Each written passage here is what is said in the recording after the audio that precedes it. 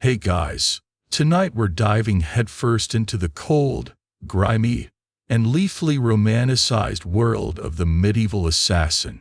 Close your eyes for a second and picture it. Cobblestone slick with rain and refuse, the distant clang of a blacksmith's hammer giving way to the silence of the haunt, and the soft, almost imperceptible whisper of a blade being drawn from its sheath.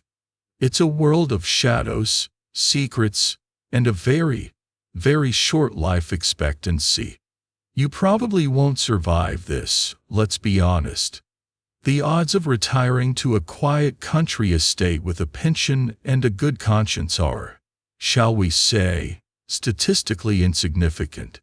So, before you get comfortable, take a moment to like the video and subscribe, but only if you genuinely enjoy what I do here. It's always fascinating to see where these stories land. So feel free to post your location and what time it is for you in the comments below. Now, dim the lights, maybe turn on a fan for that soft background hum, and let's ease into tonight's journey together. The world, for you, is about 10 square blocks of squalor. It's a labyrinth of leaning timber-framed houses, their upper floors jutting out so far they nearly kiss the building across the way, creating a permanent twilight in the alleys below. Your home is nowhere and everywhere. It is the damp space beneath a weaver's rickety staircase, the lee side of a tanner's workshop where the stench makes your eyes water but keeps most people away, or, on a good night, a stolen spot in a hayloft that doesn't smell too strongly of rat. Tonight, the air is thick with the usual medieval city perfume, a rich tapestry of wood smoke, human sweat, animal dung, and the ever-present, throat-catching smell of the river that doubles as the city's sewer. Rain has been falling for 3 days straight, a miserable, persistent drizzle that has turned the packed earth streets into a quagmire of mud and filth. You're huddled in a doorway, the rough wool of your tunic soaked through, clinging to your skin like a second, colder layer. Hunger is a physical presence. It's a dull, gnawing ache in your belly that is long since past the point of being sharp. It makes you weak, but it also makes you focused. It's the only thing that matters. Your eyes, accustomed to the gloom, scan the mouth of the alley. You've been watching the baker's house for the better part of an hour, waiting for the brief window of opportunity you know is coming. The baker is a creature of habit. Every night, after he has bolted the front door of his shop, he trudges upstairs to his family. A few minutes later, a shutter on the second floor creaks open, and his wife, a woman whose silhouette speaks of a life with unlimited access to bread, dumps a bucket of household waste into the alley. It's a common practice, a disgusting but predictable moment of distraction. The city watch, such as it is, rarely bothers with these backways, preferring the wider thoroughfares where the merchants and their money live. This is a mainstream historical fact you live with daily. Law enforcement was more about protecting the wealthy than policing the populace. For you, their absence is a professional courtesy. Your target isn't the bakery's cash box. You're not that ambitious, nor that foolish. Your target is the cooling rack, set just inside a barred, but unshuttered, window at the back of the shop. The bars are close enough to stop a man's arm, but not, you hope, the skinny, nimble arm of a youth who hasn't had a square meal in a week. The shutter above you groans open. You press yourself tighter into the doorway, becoming another shadow in a world made of them. A torrent of slop, vegetable peels, dirty water, and things you'd rather not identify crashes onto the cobblestones with a wet smack, the sound echoing briefly in the narrow space. Now, this is your moment. You move without thinking, your body a fluid extension of your will. You don't just run across the alley, you flow. Your bare feet, calloused and tough, find purchase on the slick, uneven stones.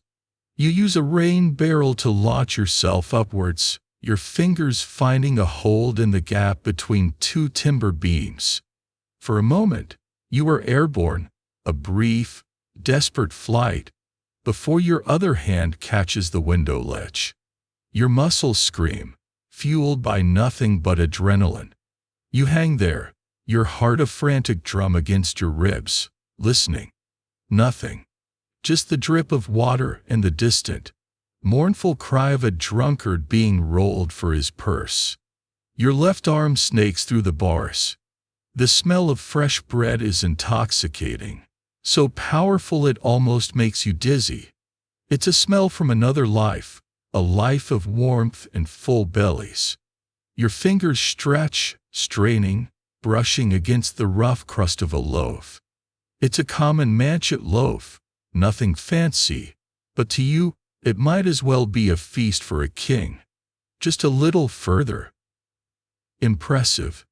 The voice is quiet, a low rumble that seems to come from the shadows themselves. It's so close, you nearly scream. Your body freezes, every muscle locked in terror. Slowly, painstakingly, you turn your head. He's standing not 10 feet away, a figure cloaked in darkness, a silhouette made more substantial than the gloom around him. The rain doesn't seem to touch him, or perhaps his cloak is of such fine quality that it simply sheds the water without a sound. He hasn't moved to grab you. He hasn't called for the watch. He is simply observing. The agility, the voice continues, calm and measured. The use of the environment. The silence. Most street rats would have simply tried to pry the bars. They would have made noise. They would have been caught. You say nothing. Your mind is racing, a panicked flight of options, each one leading to a beating or the stocks. You could let go, drop to the ground, and try to run. But the way he stands, with an unnerving stillness, suggests running would be a very short and painful exercise. You have a choice, the man says, taking a single, soft step forward. The faint light from a distant torch catches the edge of his face. He's older than you expected, his features sharp, his eyes dark and intelligent. There is no anger in them, only assessment. The baker will hear of this. He will set traps. The watch will be paid a little extra to patrol this alley. Your life, which is already a rather pathetic and short-term affair, will become significantly more difficult, perhaps impossible. He pauses, letting the words hang in the damp air. Or, he says, his voice dropping even lower, you can come with me. You can have a roof over your head every night. You can have 3 meals a day. You will never be hungry again. It's a tempting offer. Too tempting. Your mind, sharpened by years of suspicion, searches for the catch. There is always a catch. What's the work? You manage to ask, your voice a hoarse whisper. A thin smile touches the man's lips. The work is similar to what you are doing now, but with better tools, and for a higher purpose than a loaf of bread. He gestures vaguely at your precarious position. We channel that raw talent. We refine it. We give it direction. This is the moment your life pivots. Right here, clinging to a wall, your arm wedged between iron bars, the scent of stolen bread in your nostrils. You know, on some primal level, that accepting this offer means stepping into a world far more dangerous than the one you currently inhabit. But hunger is a powerful motivator, and the promise of a full belly is a siren song you can't resist. Historians still argue whether the fabled guilds of assassins were real, sprawling organizations with formal recruitment processes, or just a convenient, terrifying myth to explain away politically motivated murders. Were they brotherhoods with codes and sanctuaries, or just a collection of individual killers for hire, lone wolves whose legends grew in the telling. Standing before this man, you get the distinct impression that the truth is somewhere in between, and that the myth is about to become your reality. He doesn't look like a lone wolf. He looks like a gatekeeper. As if to add a final, bizarre flourish to the moment, you recall a quirky little tidbit a drunken friar once slurred in your presence, that a cat crossing your path was good luck. But a silent man in the shadows was a sign that St. Peter was checking his ledger for your name. You're not sure what kind of luck this is, but it certainly feels significant. Maybe this is your version of a career day. Your guidance counselor, it appears, wears a dark, expensive cloak and smells faintly of iron and damp wool. What must I do? You ask, the words tasting of surrender and a strange, terrifying flicker of hope. The man's smile widens, but it doesn't reach his eyes. For now, let go of the bread. It is beneath you. You hesitate for a fraction of a second. The bread represents survival, your only goal for the past several hours. Letting it go feels like a betrayal of your own instincts. But his voice carries an authority you feel compelled to obey. Your fingers uncurl, and the loaf drops back onto the rack with a soft thud. You pull your arm free of the bars and drop silently to the cobblestones below. You stand before him, shivering, drenched, and utterly at his mercy. He gives you a long, appraising look, a craftsman examining a piece of raw, unworked material. He sees not a child, not a thief, but a set of skills. He sees desperation, which can be honed into discipline. He sees a ghost of the streets, which can be trained to become a ghost of the state. He sees you. Good, he says, the single word sealing your fate. Now follow me. And try to keep up. Your new life is already begun. He turns and melts back into the darkness from which he came, his footsteps making no sound on the wet stone. You have no name to call him by. You have no idea where you are going. All you know is that you are leaving the 10 square blocks of your entire world behind. You take one last look at the baker's window, then you turn and follow the shadow, your heart pounding with a mixture of terror and an emotion you haven't felt in a very long time, curiosity. You walk for what feels like hours, a silent shadow trailing a deeper one. The man moves with a purpose and economy of motion that you, a connoisseur of silent movement, can't help but admire. He never looks back to see if you are following. He knows you are. The alternative is the alley, the hunger, the slow and certain death by inches. You are a captive of your own hope, a prisoner of a promised meal. The route you take is a secret geography of the city you thought you knew. You slink through gaps between buildings so narrow you have to turn sideways, your shoulder blades scraping against damp brick and plaster. You cross a stagnant canal, not by bridge, but by balancing on a slimy, half-submerged pipe that gurgles with the city's waste.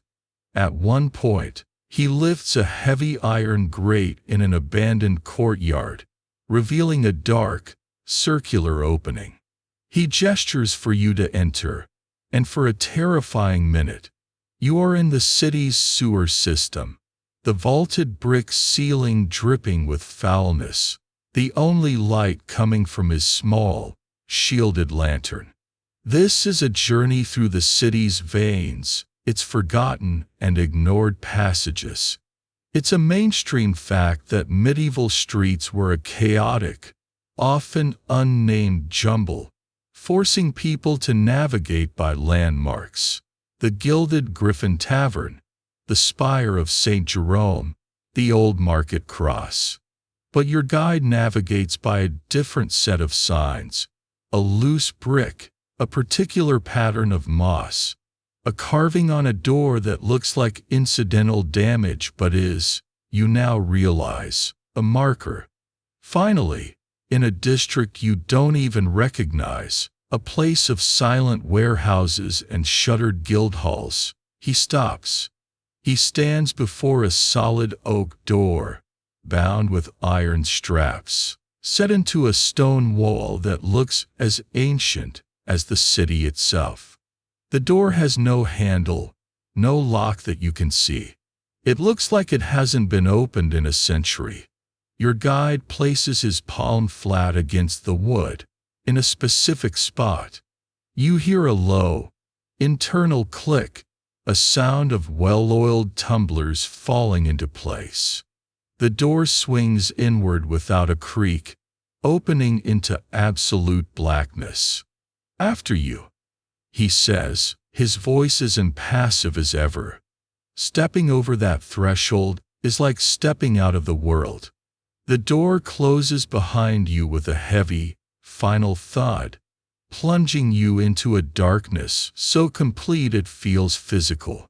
The damp, foul air of the city is gone, replaced by a cool, dry scent of stone, old paper, and something metallic, like a whetstone. A light flickers to life. Your guide has lit a candle, and in its gentle glow, you get your first real look at your new home. It's a long, stone passageway. Unlike the chaotic world outside, everything here is clean. Impossibly clean. The stone floor is swept, the walls are free of grime, and torches sit in sconces at regular intervals, unlit but ready. It is a place of order and discipline. He leads you down the passage to another door, this one of simple, plain wood. He opens it, revealing a small, Spartan room containing a wooden tub, a bench, and a neatly folded pile of clothing. "The first rule," he says, turning to face you fully for the first time. "You leave your old life at the door. Everything you were, everything you had, is gone. It is a ghost, a story told about someone else." He points to your filthy tunic and breeches. "That includes the dirt you carry." He leaves, closing the door behind him. You stand there for a moment, bewildered. Hot water is a luxury for the rich, a once or twice a year event for most common folk. Regular bathing was not the norm, and many people associated full-body immersion with the licentious and morally suspect bathhouses. A quirky but common belief was that it opened the pores to disease and evil humors. You're being ordered to do something that feels both decadent and vaguely dangerous. Hesitantly, you approach the tub. Steam rises from its surface. You peel off your wet, stinking clothes, the fabric practically cemented to your skin.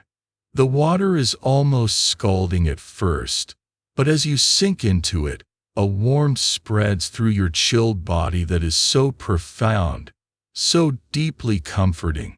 It's almost painful. You scrub away days, weeks, a lifetime of grime. You watch the water turn gray, then brown, and you feel as if you are washing away your own history. When you are done, you dry yourself with a coarse but clean linen towel and put on the clothes left for you. It's a simple, dark gray tunic and breeches, a uniform.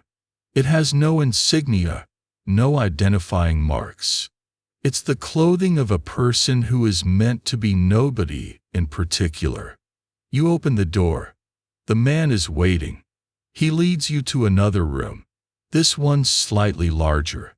A simple wooden table and 2 chairs are its only furniture. On the table sits a loaf of dark bread, a wedge of hard cheese, and a clay mug of what you later learn is watered wine. The sight of it makes your stomach clench with a hunger so fierce you almost lunge for it.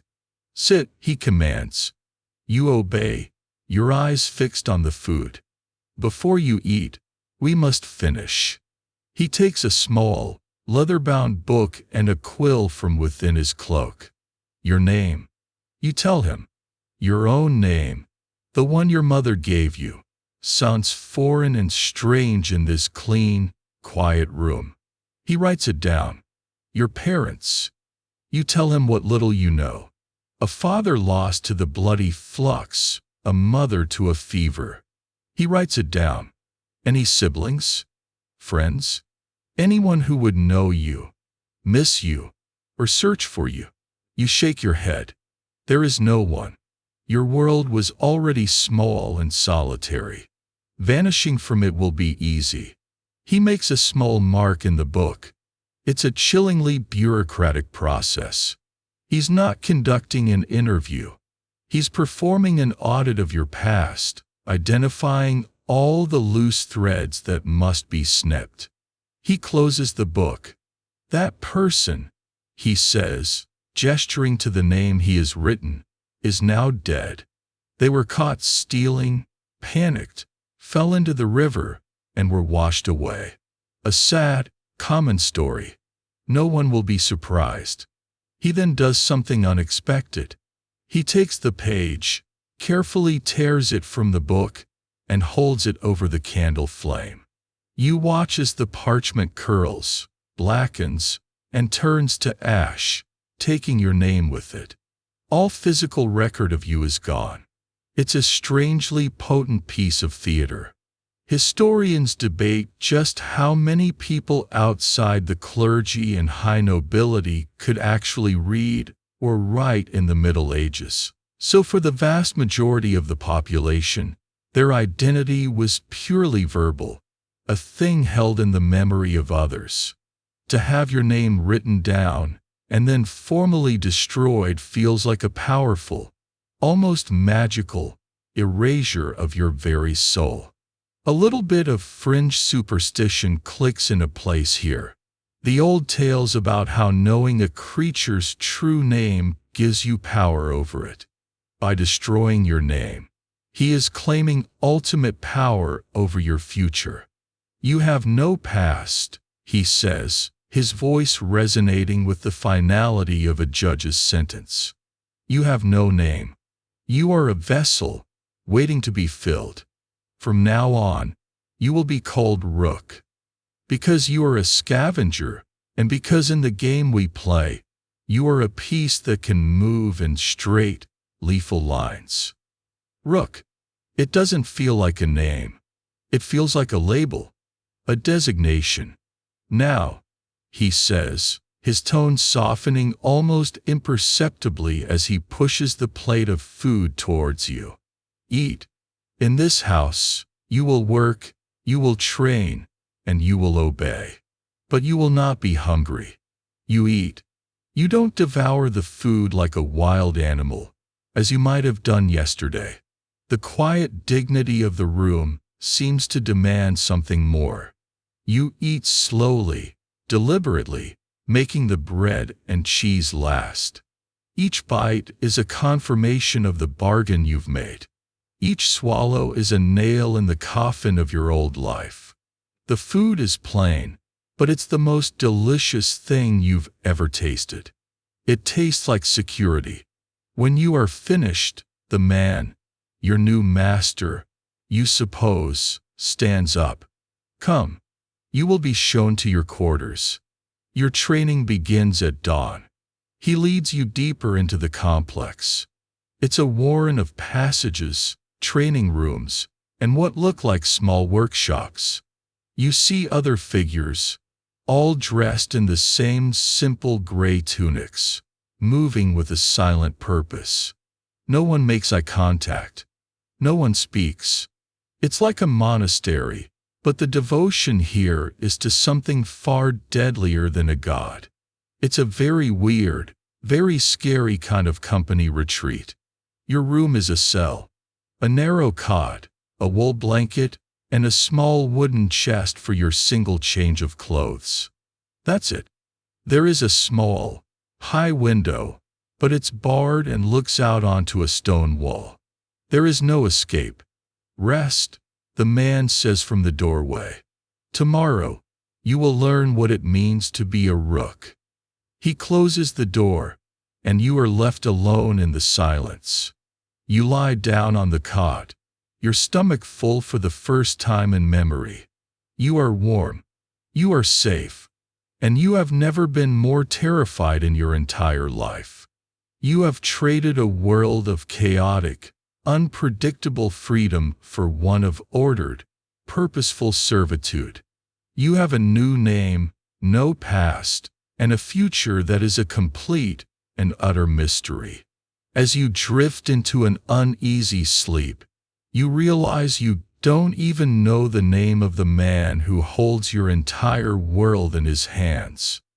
Sleep is a shallow, dreamless thing. You wake not to the gentle light of dawn, but to a sharp, authoritative rap on your cell door. There are no words, just the sound, a summons that expects immediate obedience. You're already dressed in your spare gray tunic, the discipline of your new life seeping into your bones before you're even fully conscious. You open the door to find him waiting, the man who renamed you. He looks you up and down, a brief, critical glance that misses nothing. He nods once, a gesture of minimal approval, and turns on his heel. You follow. He leads you through the quiet, stone-flagged corridors, your soft-soled shoes making barely a whisper of sound. The complex is still veiled in a pre-dawn stillness, yet there's an undercurrent of activity, a sense of a well-oiled machine beginning its daily cycle. He takes you to a part of the sanctuary you haven't seen yet, to a heavy, iron-reinforced door. He unlocks it not with a key, but with a series of precise turns of a small, inset wheel, a mechanism you've never seen before. The door opens into a room that makes you stop and stare, your breath catching in your throat. It's an armory, but not like any you could have imagined. It's not the cluttered, noisy, soot-stained workshop of a city smith. This room is a library of lethality.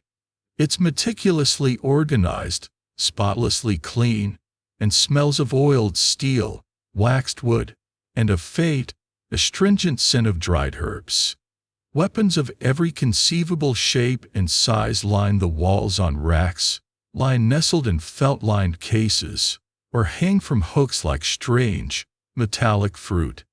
This is the heart of your new profession, and for a moment, the sheer scale of it is overwhelming. In your old life, a weapon was a rock, a broken bottle, or a sharpened piece of wood. What lies before you now is the difference between a child's scrawl and a master's calligraphy. Every trade has its tools. Rook, the man says, his voice low in the cathedral-like silence of the room. A carpenter has his saw and chisel. A scribe has his quill and ink. We have of these. He walks you first to a long, felt-covered table in the center of the room. On it, arranged in a neat row, is a family of daggers. You've seen daggers before, of course. A mainstream historical fact you've seen on the belts of merchants, soldiers, and even priests is that the dagger was the ubiquitous personal sidearm of the Middle Ages, a tool and weapon for every class of society. But these are different. This, he says, picking up a long and possibly thin blade that tapers to a vicious point, is a stiletto. It has no cutting edge. It is designed for one purpose and one purpose only, to puncture. It can slide through the links of a male coif, find the gap in a knight's armpit, or pierce the thick wool of a winter cloak as if it were air. It is a needle that delivers death. He places it down and picks up another. This one has a wide, flat, circular guard and a matching pommel. A rondelle dagger. The guard is not just for protecting the hand. It is for leverage. It allows you to put the full weight of your body behind a thrust. Brutal, but effective in a struggle. He continues down the line, introducing each one like an old friend. A bullock dagger with its disturbingly anatomical hilt, good for close-in grappling. A poignard with a triangular blade, designed to create wounds that are difficult to close. A blade with a serrated back for tearing muscle, and another curved like a claw. The dagger, he says, his gaze intense, will be your first and last friend. It is the most personal of all weapons. To use it effectively, you must be closer to your target than his own shadow. You will learn to love it. He moves on, gesturing to the other walls. There are swords, of course, but not the heavy broadswords of knights. These are shorter, lighter arming swords and falchions, weapons for a confined space, for a fight you are never supposed to be in. There are maces and war hammers, tools of brute force for dealing with armored guards. There are bows, not the mighty longbows of the battlefield, but smaller, powerful composite bows and, more importantly, a collection of crossbows. He takes a small one from its rack. It's made of dark wood and steel, compact enough to be hidden under a cloak. Loud, but effective, he says, tracing the mechanism with his finger. A bolt from this can pierce a leather jerkin at 50 paces. Its great advantage is that it requires little strength to use, only a steady hand and a good eye. It is the weapon of patience. Then you see the truly strange things, the tools that speak of a darker, more cunning kind of work. In a shallow tray, you see a collection of small, wicked-looking iron objects, each with 4 sharp points. Caltrops, the man explains, noticing your glance. A fringe tool, some would say, for the desperate. You toss a handful behind you in a chase. No matter how they land, one spike always points up. A pursuing horse will be lamed. A guard in the dark will have a very, very bad night. It is not a weapon that kills, but a tool that buys you the most precious resource of all, time. There are other curiosities. A long, hollow tube of wood that looks like a cane, which he calls a blowpipe, a silent way to deliver a different kind of sting. There are coils of thin, strong garrote wire with wooden handles, strangling cords that leave no stab wound for a coroner to find. There are even small, hollowed-out ceramic spheres, which he refers to by a foreign-sounding name. He explains they can be filled with quicklime to blind an enemy, or with a special alchemical mixture, a kind of Greek fire, to create a flash of terror and confusion. An assassin's work isn't always about a single, quiet death. Sometimes it's about creating a chaotic diversion to allow for an escape.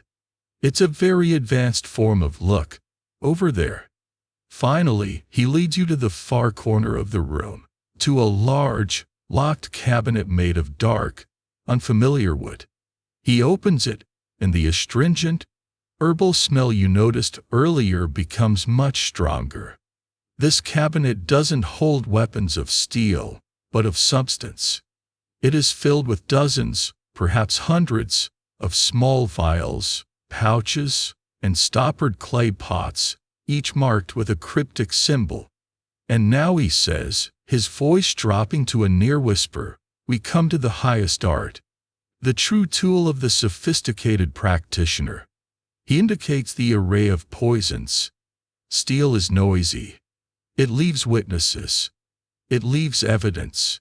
It invites investigation and retribution. But this, he picks up a small, corked vial containing a clear, odorless liquid. This is silence. This is elegance. He explains that the cabinet contains a spectrum of lethality. There are poisons from the earth: arsenic, nightshade, hemlock. There are poisons from animals, the venom of snakes, the skin of certain frogs. There are complex concoctions, brewed and distilled right here in the sanctuary's workshops. Some are swift, he says, pointing to a dark powder. A spasm, a seizure, and it is over in minutes. Messy, but fast. Others are masterpieces of subtlety. He gestures to a row of small, wax-sealed pots.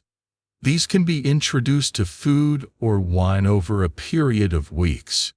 They mimic the effects of natural illness, a wasting sickness, a failure of the heart, a palsy that slowly steals the breath.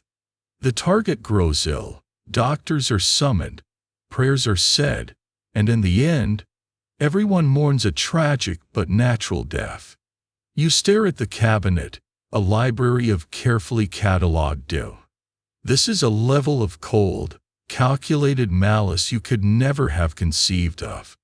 Historians and toxicologists still debate the actual effectiveness and availability of so-called undetectable poisons in this era, questioning whether they could truly replicate diseases without arousing suspicion. Looking at the sheer variety on display, you suspect this organization has, through centuries of trial and error, come closer to perfecting the art than any academic would believe possible. You will learn to identify them by sight and smell, the man says, closing the cabinet. The lock clicks shut with ominous finality. You will learn which to use on which kind of person. You will learn how much to use, the difference between a dose that kills and one that merely sickens or confuses can be as fine as a single grain of sand. This is not butchery, Rook. This is chemistry. It is the art of removing a person from the world with the quiet grace of a falling leaf. He turns and looks at you, his eyes seeming to bore right through your new identity. These are your new books. This room is your new library. You will study them until they are a part of you. Your education begins now. Your education, it turns out, does not begin with you learning to handle a stiletto or mix a poison. It begins with the fundamental, inescapable tool you carry with you at all times, your own body. The man, your instructor, leads you from the quiet, gleaming menace of the armory to a large, open-air courtyard within the sanctuary's walls. It is stark and functional, with high stone walls that block out the sky, giving the impression of being at the bottom of a well. The ground is a patchwork of packed earth, sand pits, and strange wooden structures, beams, walls of varying heights, and thick ropes hanging from a high scaffolding. This is your new schoolroom, and its lessons will be written in sweat and pain. A blade is only as strong as the arm that wields it, the man says, his voice echoing slightly in the enclosed space. A wall is only an obstacle to a body that lacks the power to climb it. The tools you saw are useless if the engine that drives them is weak. Before you are a weapon, you must be forged. And so, the forging begins. Your life becomes a cycle of grueling exertion, aching muscles, and a level of exhaustion so profound it feels like a spiritual state. You had always thought of yourself as fit, in a wiry, street rat sort of way. You were quick, nimble, and could run when you had to. You were wrong. That was the fitness of survival, erratic and born of desperation. This is the fitness of purpose, systematic and brutal. Your days start before dawn. The first lesson is stamina. You run. You run laps around the courtyard until your lungs feel like they're full of hot coals and your legs are screaming for mercy. Then, when you think you cannot possibly take another step, the real training begins. You run in the deep sand pit, each stride a monumental effort. You run while carrying a heavy sack of stones on your shoulders, your spine compressing, your focus narrowed to the simple, agonizing task of putting one foot in front of the other. It's a bit like one of those trendy modern workout plans, except the penalty for failure isn't a disappointed trainer. It's the cold, silent judgment of a man who is actively deciding if you're worth the food you eat. This isn't the plodding, brute force strength of a farmer, built up through a lifetime of swinging a scythe. That is a strength for endurance, not for the explosive, precise violence that is your new trait. You are being conditioned for a different purpose. You are building the capacity to sprint across a rooftop, fight for your life for 2 desperate minutes, and then scale a wall to safety, all without collapsing from a burning in your chest. Next comes strength. There are no finely weighted metal plates here. You lift what the real world provides. You haul massive, awkwardly shaped rocks from one end of the courtyard to the other. You hoist logs onto your shoulders and do squats until your vision blurs. You climb the thick, coarse ropes, hand over hand, until your palms are raw and bleeding. Then you are told to do it again. You learn to do pull-ups from the stone ledges of the walls, your fingers scrabbling for purchase, your muscles trembling with the string. This training aims to push you beyond the accepted norm. Historians and archaeologists still debate the average height and physical capabilities of people from this period, with many skeletons suggesting lives cut short by malnutrition and punishing labor. The philosophy of your new home is to defy that average. They are not merely training you. They are cultivating you, using superior nutrition and relentless conditioning to build a human specimen that exceeds the era's expectations. You are being engineered to be stronger, faster, and more resilient than any opponent you might face. Agility, your one true talent from your old life, is systematically broken down and rebuilt from the ground up. You thought you were good at climbing? You learn how much you relied on luck. You are made to walk across narrow wooden beams, first just a foot off the ground, then 10 feet, then 20, with your instructor watching from below, offering no encouragement, only sharp corrections. Your weight is too far forward, Rook. You are looking at your feet, not your destination. A fall from here is a broken leg. On a mission, it is death. You learn to fall. You are pushed from platforms of increasing height onto mats of straw, taught to roll and absorb the impact, turning a potentially bone-shattering landing into a fluid, silent crouch. It's the beginning of an acrobatic skill set, a primitive form of parkour that transforms the urban environment from a series of obstacles into a network of pathways. This physical crucible is fueled by a specific diet. Remember the simple meal of bread and cheese? That was a welcome. Now, your food is fuel, and it is prescribed with the same precision as everything else here. You eat lean meat, thick vegetable stews, eggs, and coarse, dark bread. There is no fat, no sugar, no alcohol. It is monotonous but effective. Your instructor occasionally makes odd, passing remarks about it, framing it in the medical science of the day. Your temperament is naturally melancholic, good for silence and observation, he might say. But you require sanguine foods to promote the blood needed for action. This is the theory of the 4 humors, a quirky but central part of medieval medicine, being applied as a kind of high-performance sports science. They believe they are balancing your internal bodily fluids, your black bile, yellow bile, blood, and phlegm, to create the perfect physical and mental state for your work. Whether it's the humors or just the protein, it works.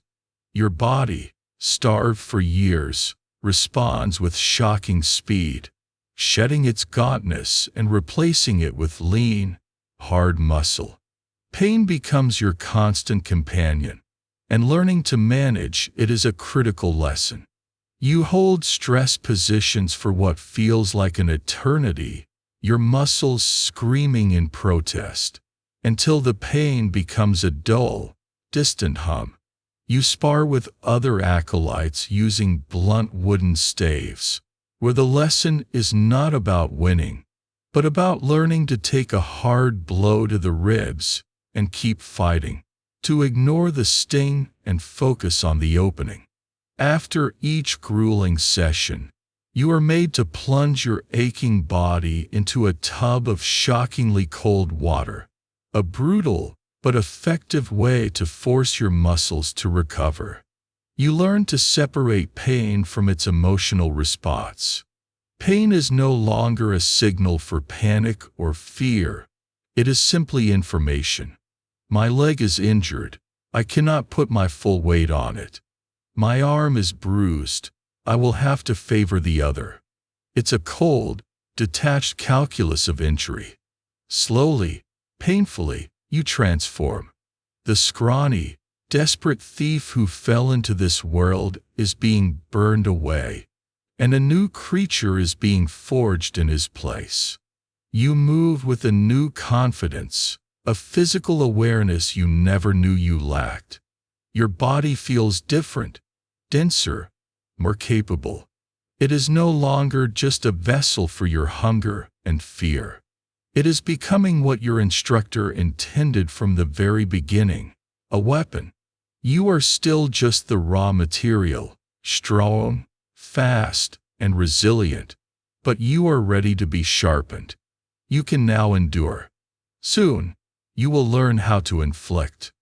The day your endless physical conditioning finally tapers off, there is no ceremony, no word of congratulations. It simply stops. You arrive in the courtyard one morning, your body aching but ready for the familiar torment, only to find the man standing in the center of the yard, waiting for you with a different look in his eyes. Your forging is complete. Now, it is time to learn how to be a ghost. You have made your body strong. Rook, he says, his voice a low murmur that carries in the still air. Now you must learn to make it silent. You have the power of a wolf. You must now learn the tread of a cat. A truly skilled practitioner is never seen, never heard. They are a flicker at the edge of the vision, a floorboard that creaks in an empty room, a breath of cold air from a door that was never opened. Their greatest weapon is the absolute denial of their own presence. Your training in stealth begins not with movement, but with stillness. You are made to stand in one spot for an hour, then 2, then 3, without shifting your weight or making a sound. It is a lesson in patience and muscle control, learning the subtle art of locking your joints and breathing so shallowly it creates no discernible noise. Then, you learn to walk again. All your life you have put one foot in front of the other without a thought. Now, that simple act becomes a subject of intense, microscopic study. You spend days in a room with a floor made of different materials, rough-hewn planks, smooth stone, a shallow tray of gravel, a carpet of dried leaves. You learn to roll your foot, placing the outer edge down first and slowly transferring your weight, feeling for any point that might produce a sound. You learn that every surface has a voice, and your job is to never give it a reason to speak. It's a painfully slow, meditative process. It feels less like walking and more like a form of very, very careful falling. Your own body becomes an instrument you must silence. You learn to control your breathing, to time the inhale and exhale with the natural sounds of the world around you, the sigh of the wind, the rustle of a tapestry, the snoring of a sleeping dog. You learn how to stifle a cough or a sneeze, turning a potentially explosive sound into a quiet, internal pressure. It's the ultimate form of self-control, a mastery over the involuntary twitches and noises of being alive. The world, you are taught, is not as silent as you think. You are trained to listen, to sit in the dark and catalog every tiny sound until you can map a room with your eyes closed. The scuttling of a mouse in the walls, the drip of water in a distant cistern, the groan of a house settling, the faint, rhythmic breathing of a sleeping man 50 feet away. This is where the quirky reality of the medieval world becomes a tactical advantage. Outside of a major celebration, the nights were profoundly dark and quiet to a degree a modern person can't truly comprehend. This absolute blackness and silence made any unexpected light or sound incredibly jarring, but it also provided a perfect canvas of ambient noise for a trained operative to paint themselves into. You begin to apply this in motion. Your gymnasium becomes the entire sanctuary. You are tasked with moving from one end to the other in the dead of night, while other, more senior members go about their business. You learn to use the shadows as if they were solid objects, flowing from one pool of darkness to the next. You learn to press yourself into the shallow recesses of a wall, to flatten yourself on a rooftop, to move with the slow, deliberate pace of a cloud passing over the moon. A sarcastic part of your brain thinks of it as a deadly serious game of hide and seek, where being found would likely earn you a week of gut-wrenching physical punishment. Your education expands to architecture. A building is not just a structure. It is a puzzle of weaknesses and opportunities. You study drawings of castles and manors. You learn that a guard robe, the castle latrine, is not just a place to relieve oneself, but a potential vertical shaft leading straight up into the heart of a fortress, a disgusting, but direct, route.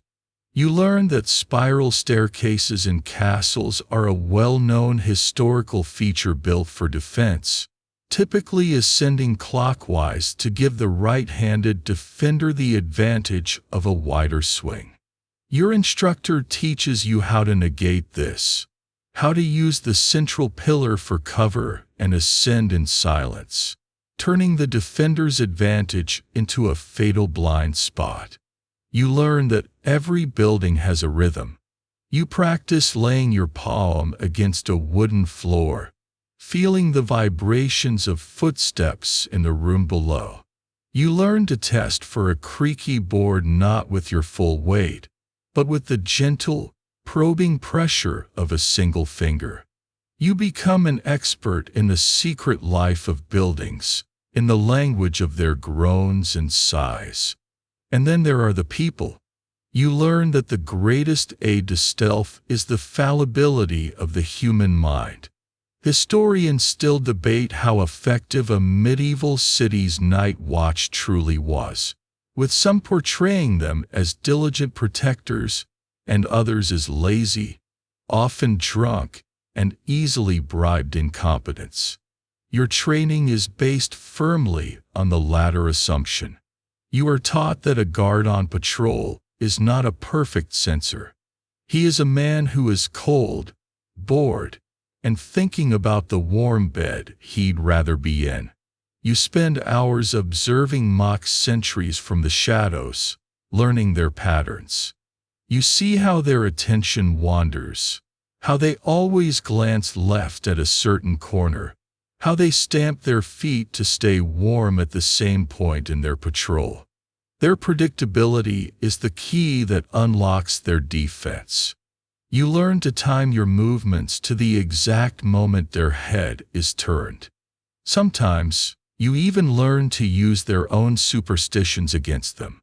A small pebble tossed into a far corner can make a guard freeze, his mind filling the silence with tales of ghosts and ghouls, giving you all the time you need to slip past his post. Stealth, you discover, isn't always about darkness. You are also taught the art of being invisible in a crowd. You are sent into the bustling city markets, a gray tunic in a sea of colorful wool and linen. Your task is not to be a shadow, but to be forgettable.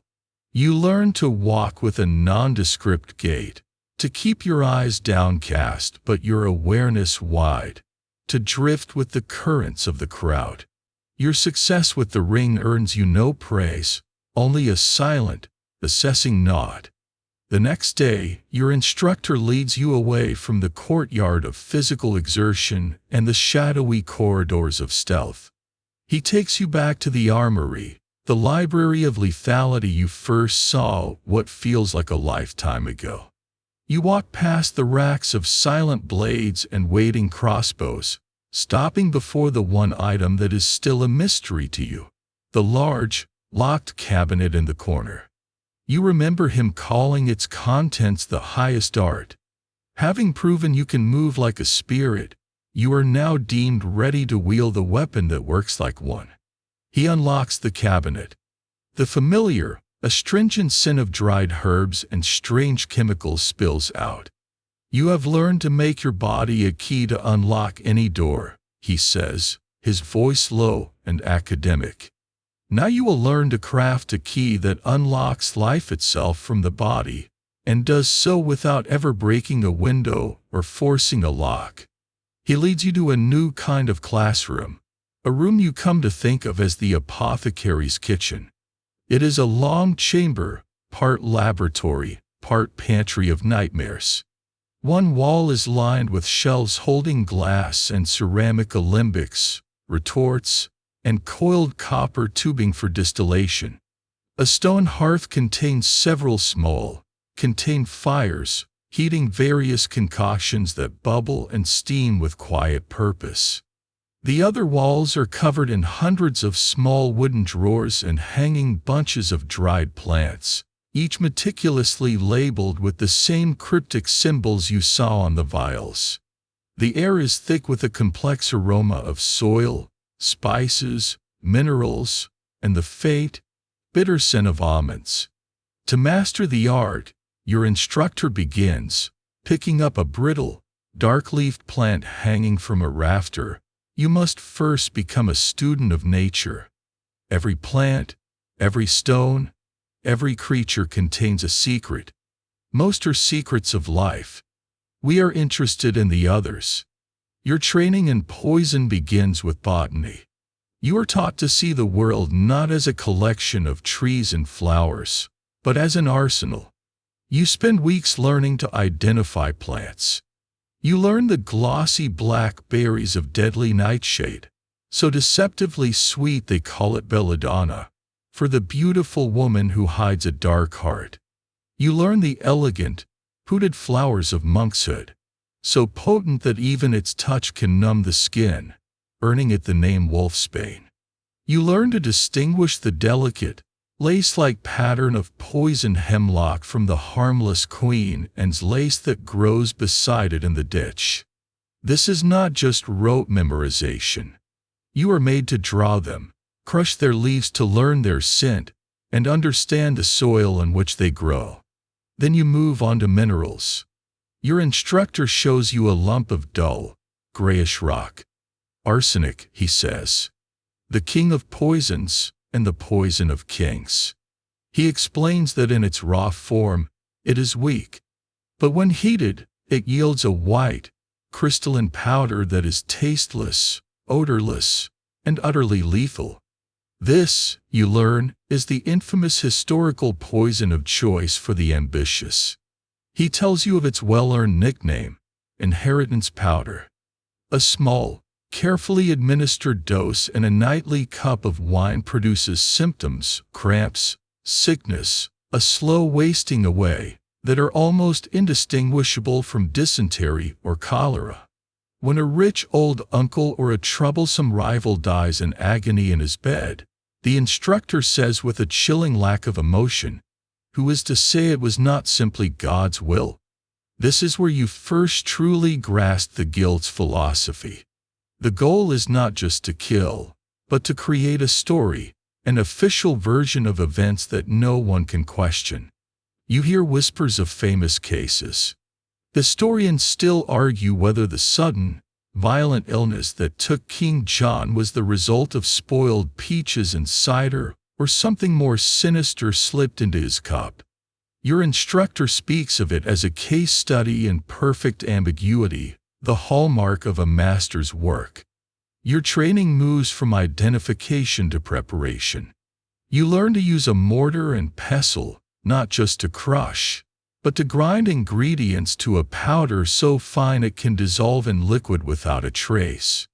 You learn the slow, patient art of distillation, separating the potent essence of a plant from its useless pulp. It's a strange and exacting science, a form of deadly cooking. Your instructor is a demanding teacher.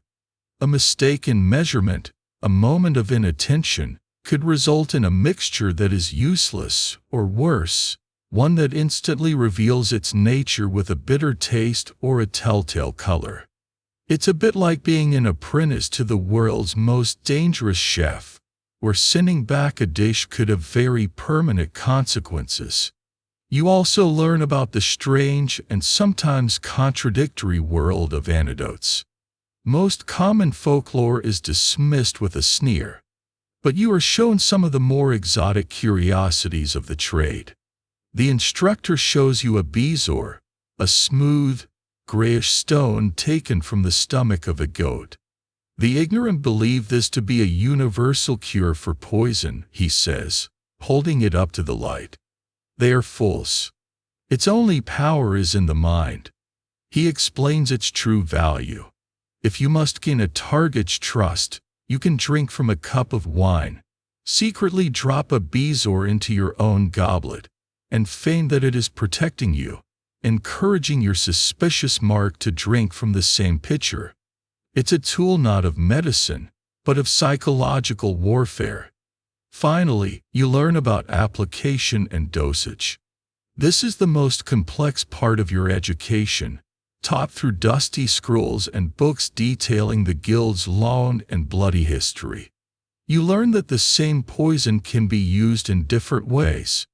A large dose of nightshade might kill in an hour.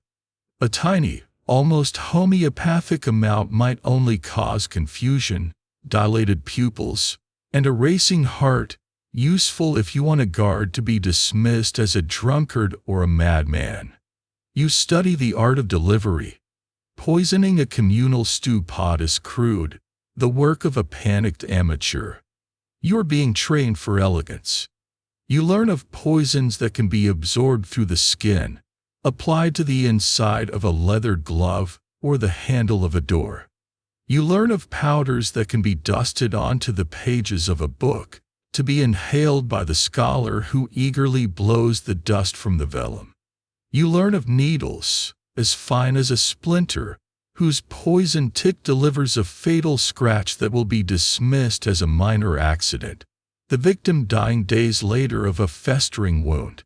You spend your evenings grinding, mixing, and distilling, your hands stained with harmless herbs as you practice the deadly motions. You are becoming a living repository of forbidden knowledge.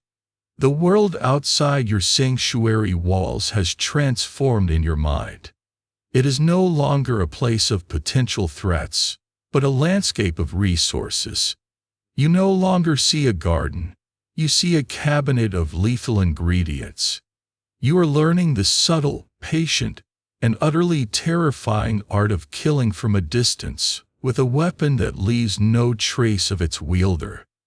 Your hands are stained with the memory of nightshade and your mind is a catalog of lethal botany, but your instructor seems unimpressed. Knowledge, he makes clear, is useless without access. A fast-acting poison is of no value if your target is 100 yards away, surrounded by a wall of steel and suspicion. Having taught you to be a ghost and a chemist, he now begins the most challenging lesson of all, teaching you how to be a person. Or rather, how to be 100 different people, none of them you. The apothecary's kitchen is replaced by a new classroom. At first glance, it looks like a cross between a university library and a tailor's workshop. Scrolls and bound manuscripts line one wall, while another is dominated by large wooden chests. In the center of the room stands a full-length mirror of polished steel, a luxury so rare it's practically unheard of. It reflects a distorted, gray-clad figure you barely recognize as yourself. A strong body can climb a wall, the instructor says, his voice pulling your attention from the stranger in the mirror. A skilled hand can pick a lock. But the master infiltrator never has to. He is invited inside. He is welcomed. The surest path to a target is through the front door, armed with nothing more than a believable story. This begins your education in the subtle and treacherous art of deception. Before you can pretend to be someone else, you must understand the world they inhabit. You are put to work in the library, but you're not reading about poisons or anatomy. You are studying the very fabric of society. You read manuscripts on heraldry, learning the coats of arms of a dozen noble families. You study church hierarchy from the Pope down to the humblest parish priest. You learn the complex web of guilds, the rivalries between the weavers and the dyers, the specific slang of a stonemason versus that of a carpenter. It's a dizzying amount of information, a blueprint of a world you only ever saw from the gutter. And the rules are everything. You learn about the sumptuary laws, a very real and mainstream set of regulations that dictated who could wear what. A merchant's wife could be fined for wearing the same quality fur as a nobleman's daughter. A peasant could be put in the stocks for wearing brightly colored cloth. These laws, your instructor explains, are not a barrier. They are a guide. They are the secret to a perfect disguise. To be believed, you must not only look the part, but you must look like you are allowed to look the part. He opens one of the massive chests. It's filled with clothing. Not the simple gray tunics of your new life, but a vibrant and varied collection of costumes. There are the rough, earth-stained breeches of a farmer. The simple, undyed wool robe of a pilgrim, complete with a staff and a string of prayer beads. There's a leather apron, stiff with the grease of a blacksmith, and a fine linen shirt that would belong to a wealthy merchant's clerk. Dressing up is a child's game, the instructor says, pulling out a friar's coarse brown habit. Becoming someone is an art form. Your training in disguise is meticulous. You don't just put on the clothes, you inhabit them. You learn to walk with the rolling gait of a sailor just come ashore, the shuffling humility of a monk, the arrogant swagger of a man-at-arms. You spend hours in front of that polished steel mirror, practicing. You learn to change your posture, to stoop your shoulders, to hold your head high or keep it bowed. You learn to speak in different accents, practicing the thick country burr of a farmer until it's as natural as the flat, clipped tones of the city you grew up in. It's the world's most demanding and least entertaining acting school. You learn to embody niche, almost invisible roles that grant surprising access. This is where your education gets truly quirky. You learn the specific cant of a rat catcher, a profession that would allow you into the cellars and kitchens of almost any building. You practice the pious, sorrowful tone of a pardoner, a seller of holy relics, mostly fake, whose sacred duty gives him an excuse to approach the wealthy and the powerful. You learn to be a jester, a fool, a role that society permits to get closer to a lord and speak truths, or well-disguised intelligence. that a normal courtier never could. The core of this new discipline is understanding the great, unwritten lie of society. Historians debate just how rigid medieval social structures really were. From a distance, it looks like a fixed, immovable pyramid with the king at the top and the peasants at the bottom. But your instructor teaches you that this is a convenient fiction. He teaches you that the pyramid is riddled with cracks. Everyone wants something, he lectures, his voice a low, cynical drone. The guard wants a warmer post. The merchant wants to cheat his partner. The noble wants a secret indulgence his wife and his priest must never know about. Find what a man wants, and you will find the key to his trust. Your practical exercises become far more complex than retrieving a ring. A senior member of the guild, himself a master of disguise, escorts you into the city. 1 week, you are a beggar, tasked with using a tale of woe so convincing that you earn a silver penny from a notoriously tight-fisted moneylender.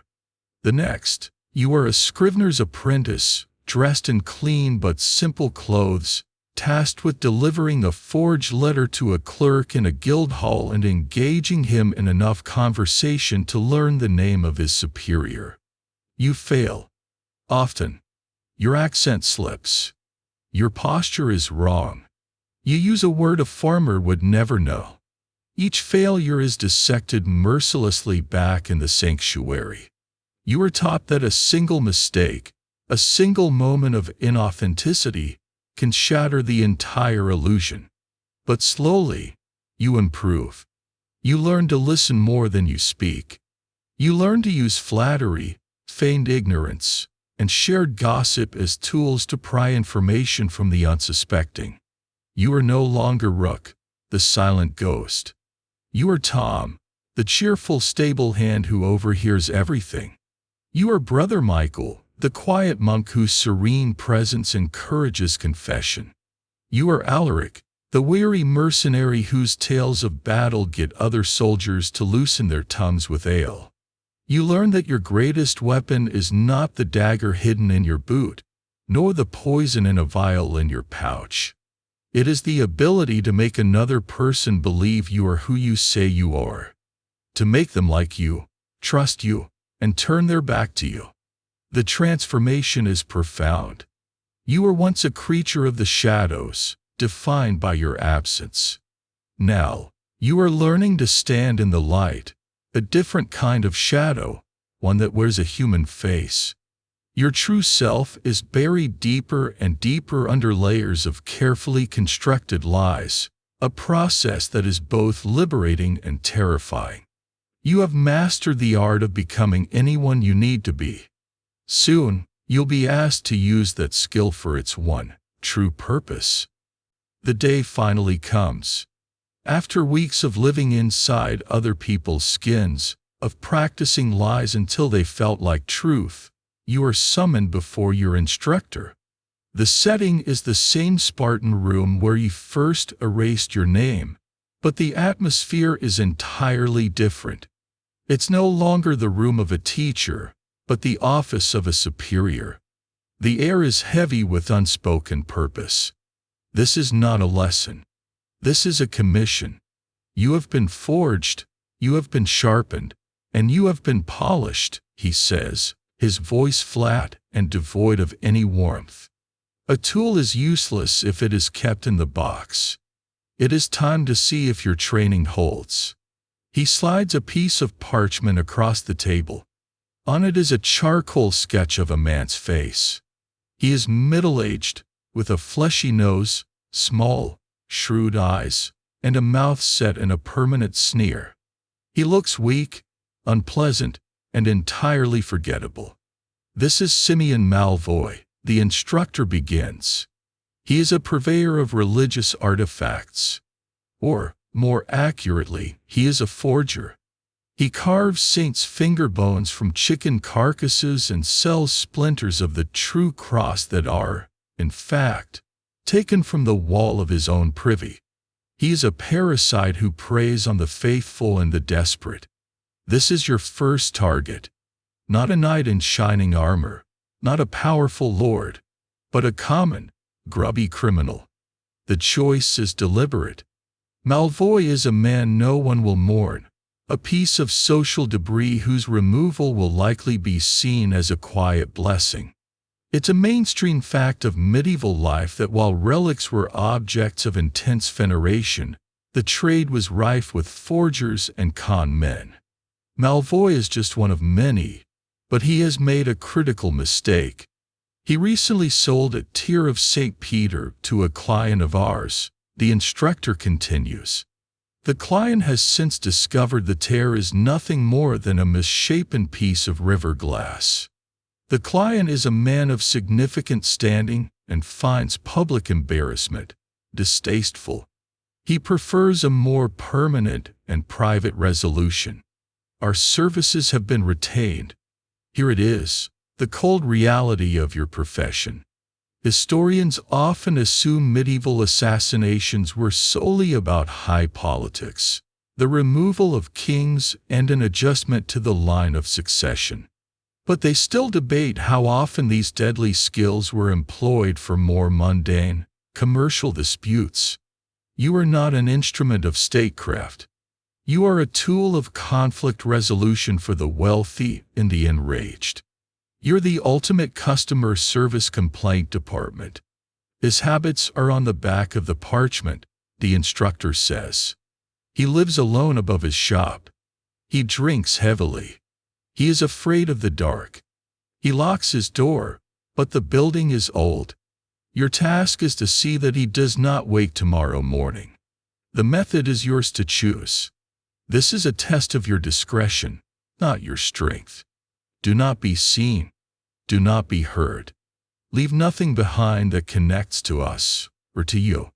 He pushes a small, heavy purse across the table. For any expenses you might incur. Then he picks up a familiar object, a rondel dagger, its steel gleaming dully in the candlelight. It is perfectly balanced, its hilt fitting your hand as if it were made for you. And for your work. You spend 2 days preparing. You are no longer the desperate thief of Section 1. You are a meticulous professional. Dressed in the drab clothes of a pilgrim, you visit Malvoy's shop, feigning interest in a relic to protect you on a long journey. You watch him, confirming the details in your dossier. You see the greed in his eyes, the slight tremor in his hands from the wine, the way he glances nervously into the shop's dark corners. You note the layout of the room, the position of the stairs leading to his apartment, the quality of the lock on his door. You decide against poison. It's elegant, but this is your first time. You want control, certainty. A blade is simple, final. You will go in after midnight, when the street is empty and the wine has done its work for you. The night of the deed is unervingly calm. You dress in your simple gray tunic, the color of shadows, the uniform of your trade. You move through the city with the ghostly silence you practiced for so many weeks. The city is your accomplice now. The dark alleys are your corridors, the rooftops your highways. You arrive at the street and wait in a darkened doorway across from the shop, a silent sentinel. The city watch passes once, 2 men huddled in their cloaks, their conversation a low grumble, their attention on the warmth of their next cup of mulled wine, not the shadows around them. They are, as your training predicted, useless. At 2 in the morning, you move. The lock on Malvoy's door is old and crude. The tools you were given make short work of it. The door opens with a faint groan, a sound you negate by applying pressure to the frame. You are inside. The air is stale, thick with the smell of cheap wine, unwashed linen, and the faint, cloying scent of the beeswax Malvoy uses to polish his forgeries. You ascend the stairs, your feet rolling from edge to heel, making no sound on the creaking wood. You are a vessel of pure, cold purpose. Your fear has been replaced by a strange, heightened state of awareness. Every sense is on fire. You can hear the frantic beating of your own heart, a sound you consciously slow with the breathing techniques you were taught. The bedroom door is ajar.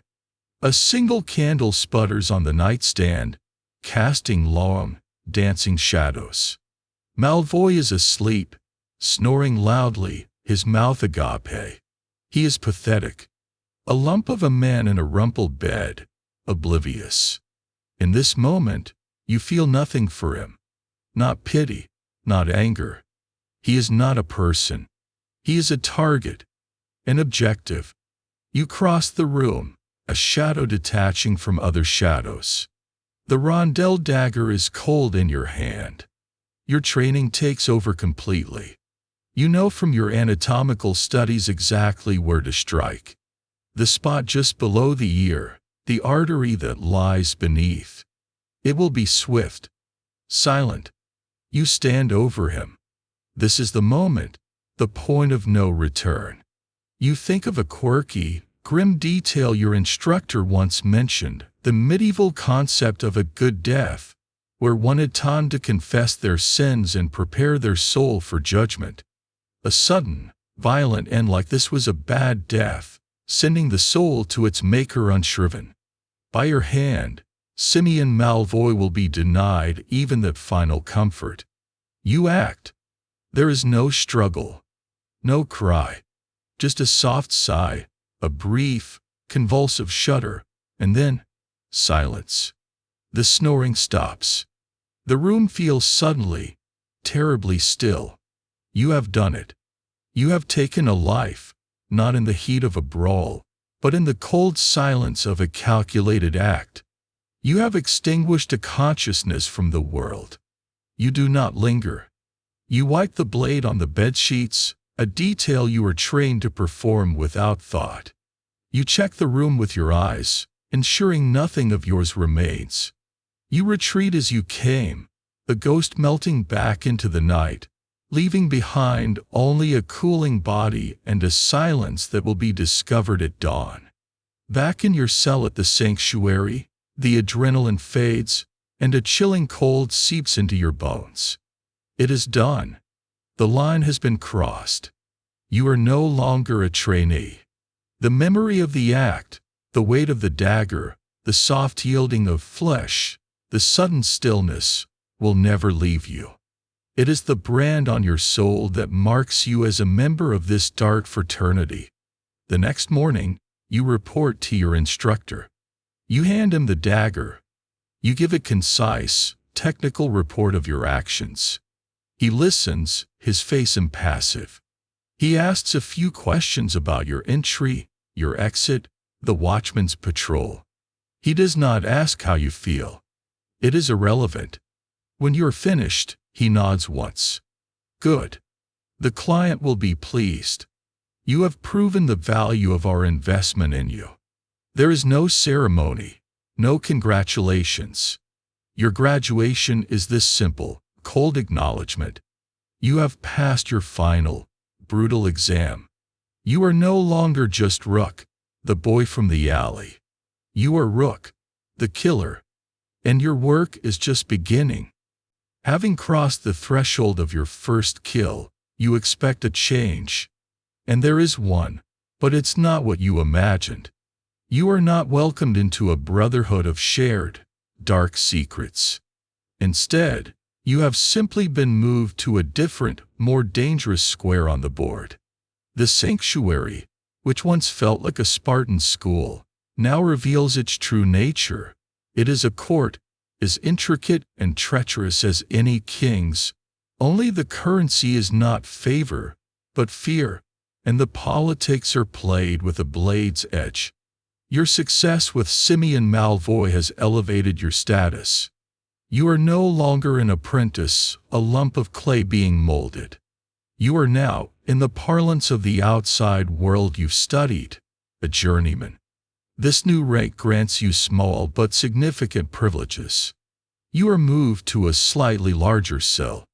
You are permitted to use the main library, not just the training scrolls. At meals, you are served before the newer recruits, The ones who still have the look of frightened strays you remember so well. It's a subtle but clear shift in the pecking order. With this new access, you begin to see the true landscape of the guild. The silent, gray-clad figures you once saw as a monolithic group resolve into individuals, and more importantly, into factions. It's very much like the medieval craft guilds you studied. The apprentices, like you were, are bound to a single master. The journeymen are proven craftsmen, free to work but still beholden to the masters who control the assignments. And the masters are the ones who move with an unnerving confidence, the ones who speak in low tones with your instructor. They are the lords of this small, deadly fiefdom. You learn that your instructor, the man who shaped your entire existence, is but one of these masters. He is powerful, respected, even feared, but he is not the sole authority. There is another, a woman named Ileana, whose protégés are known for their skill with poisons and infiltration, favoring subtlety above all else. Her followers are the artists. Then there is Valerius, a grim, scarred veteran whose faction, the Butchers, disdains poison as cowardly and excels in brutal, close-quarters combat, often taking on contracts that require the elimination of multiple, well-armed targets. Your instructor leads the Shadows, a faction that prides itself on balance, using the right tool for the job, with an emphasis on stealth and absolute discretion. You are his newest asset, and you quickly realize that your performance reflects directly upon him. Your successes are his successes. And your failure, well, that would be his failure, and he is not a man who tolerates failure. It's a bit like working in a highly competitive family business, where your uncle is also your terrifyingly strict manager who might literally kill you if you mess up a project. The competition is palpable. In the training yards, sparring matches are no longer just lessons, they carry a political weight. A bout between one of your instructor's students and one of Valerius's is watched with keen interest. There's an edge to the blows, a desire not just to win, but to dominate and humiliate. Friendships are impossible. Alliances are temporary and transactional, forged for a specific purpose and dissolve just as quickly. You learn to communicate in nods and glances, to never speak of your assignments, and to never, ever show weakness. To admit fear or doubt would be like bleeding in shark-infested waters. There are strange, unspoken rituals that enforce this constant state of paranoia. You might find yourself at a table with an assassin from another faction. He pushes a cup of wine toward you, a gesture of comradeship. The custom, you learn, is to drink it without hesitation. To refuse, or to ask him to drink first would be a grave insult, an accusation of poison. It's a fringe, internal custom, a constant, low-stakes game of trust that reminds everyone that even within these walls, the tools of the trade are never far from hand. You drink, your heart pounding, trusting that the political fallout from poisoning you here would be worse than any potential gain. Probably.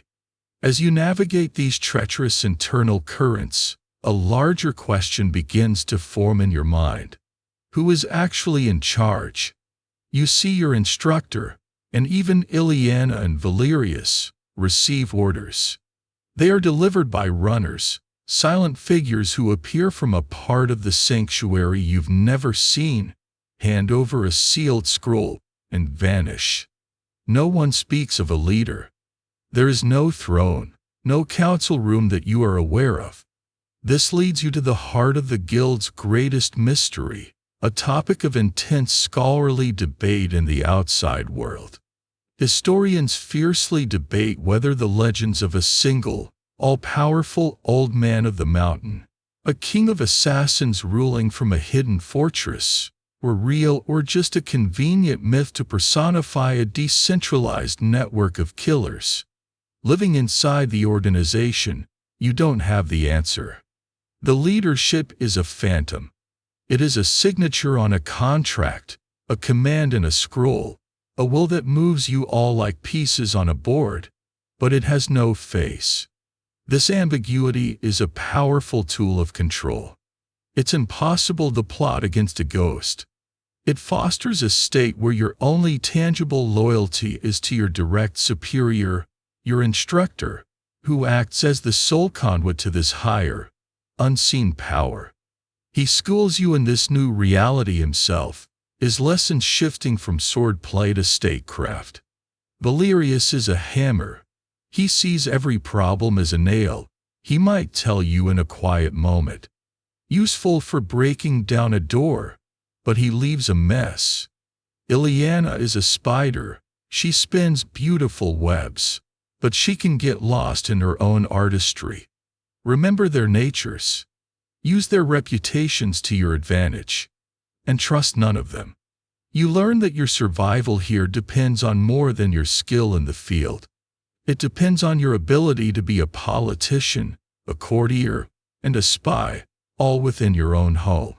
The ambitious journeyman who gets the high-profile, lucrative contracts is not always the most skilled, but the one who best navigates the internal power struggles. You have entered a world where your rivals are not just on the other side of a city wall, but sitting across the table from you, sharing your bread and salt, and perhaps, one day, competing for the same contract to end your own life. The brutality you are trained for is not just for strangers. It is the very foundation of your new family.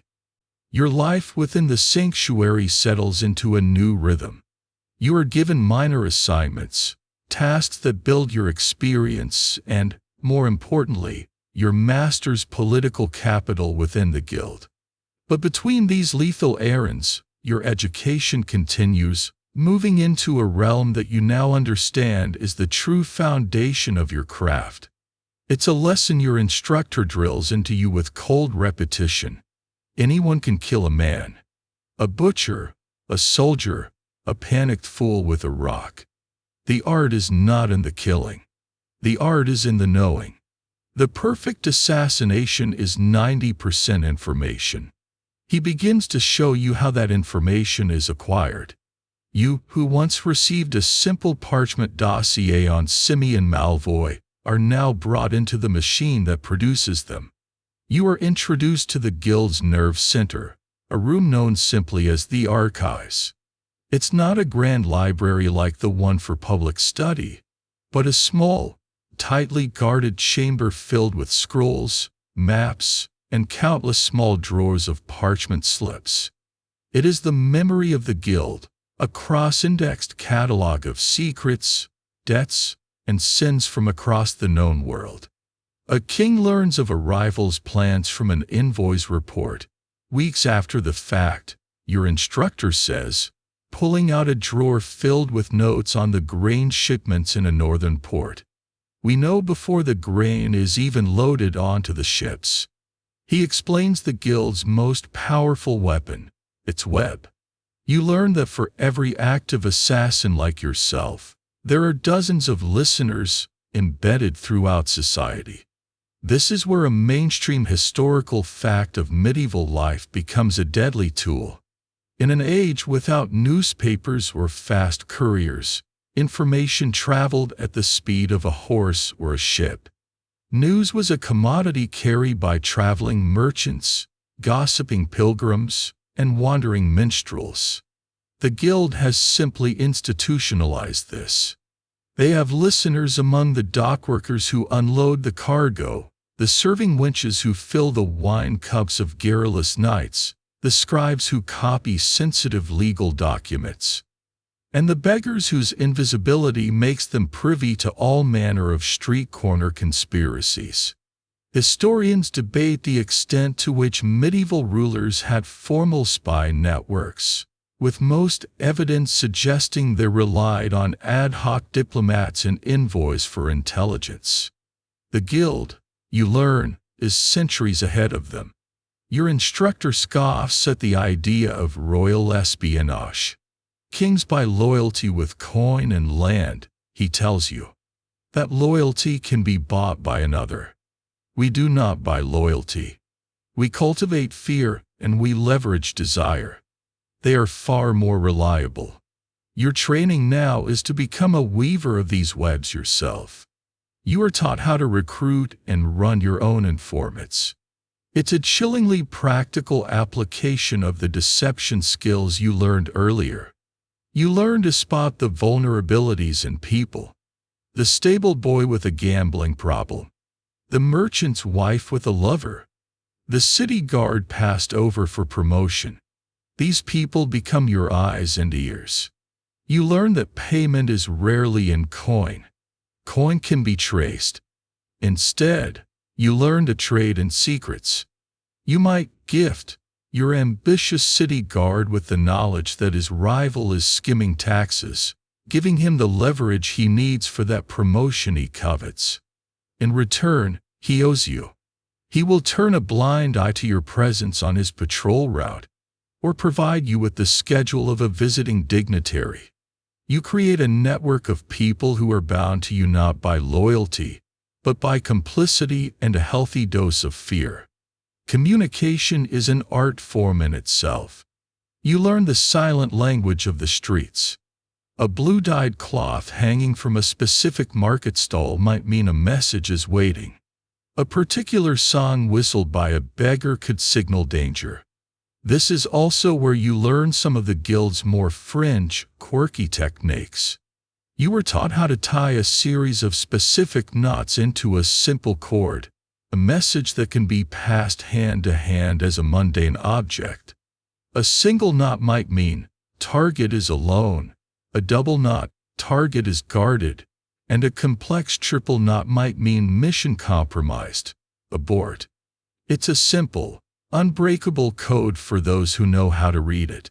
Then you are introduced to the darkest of these arts, blackmail.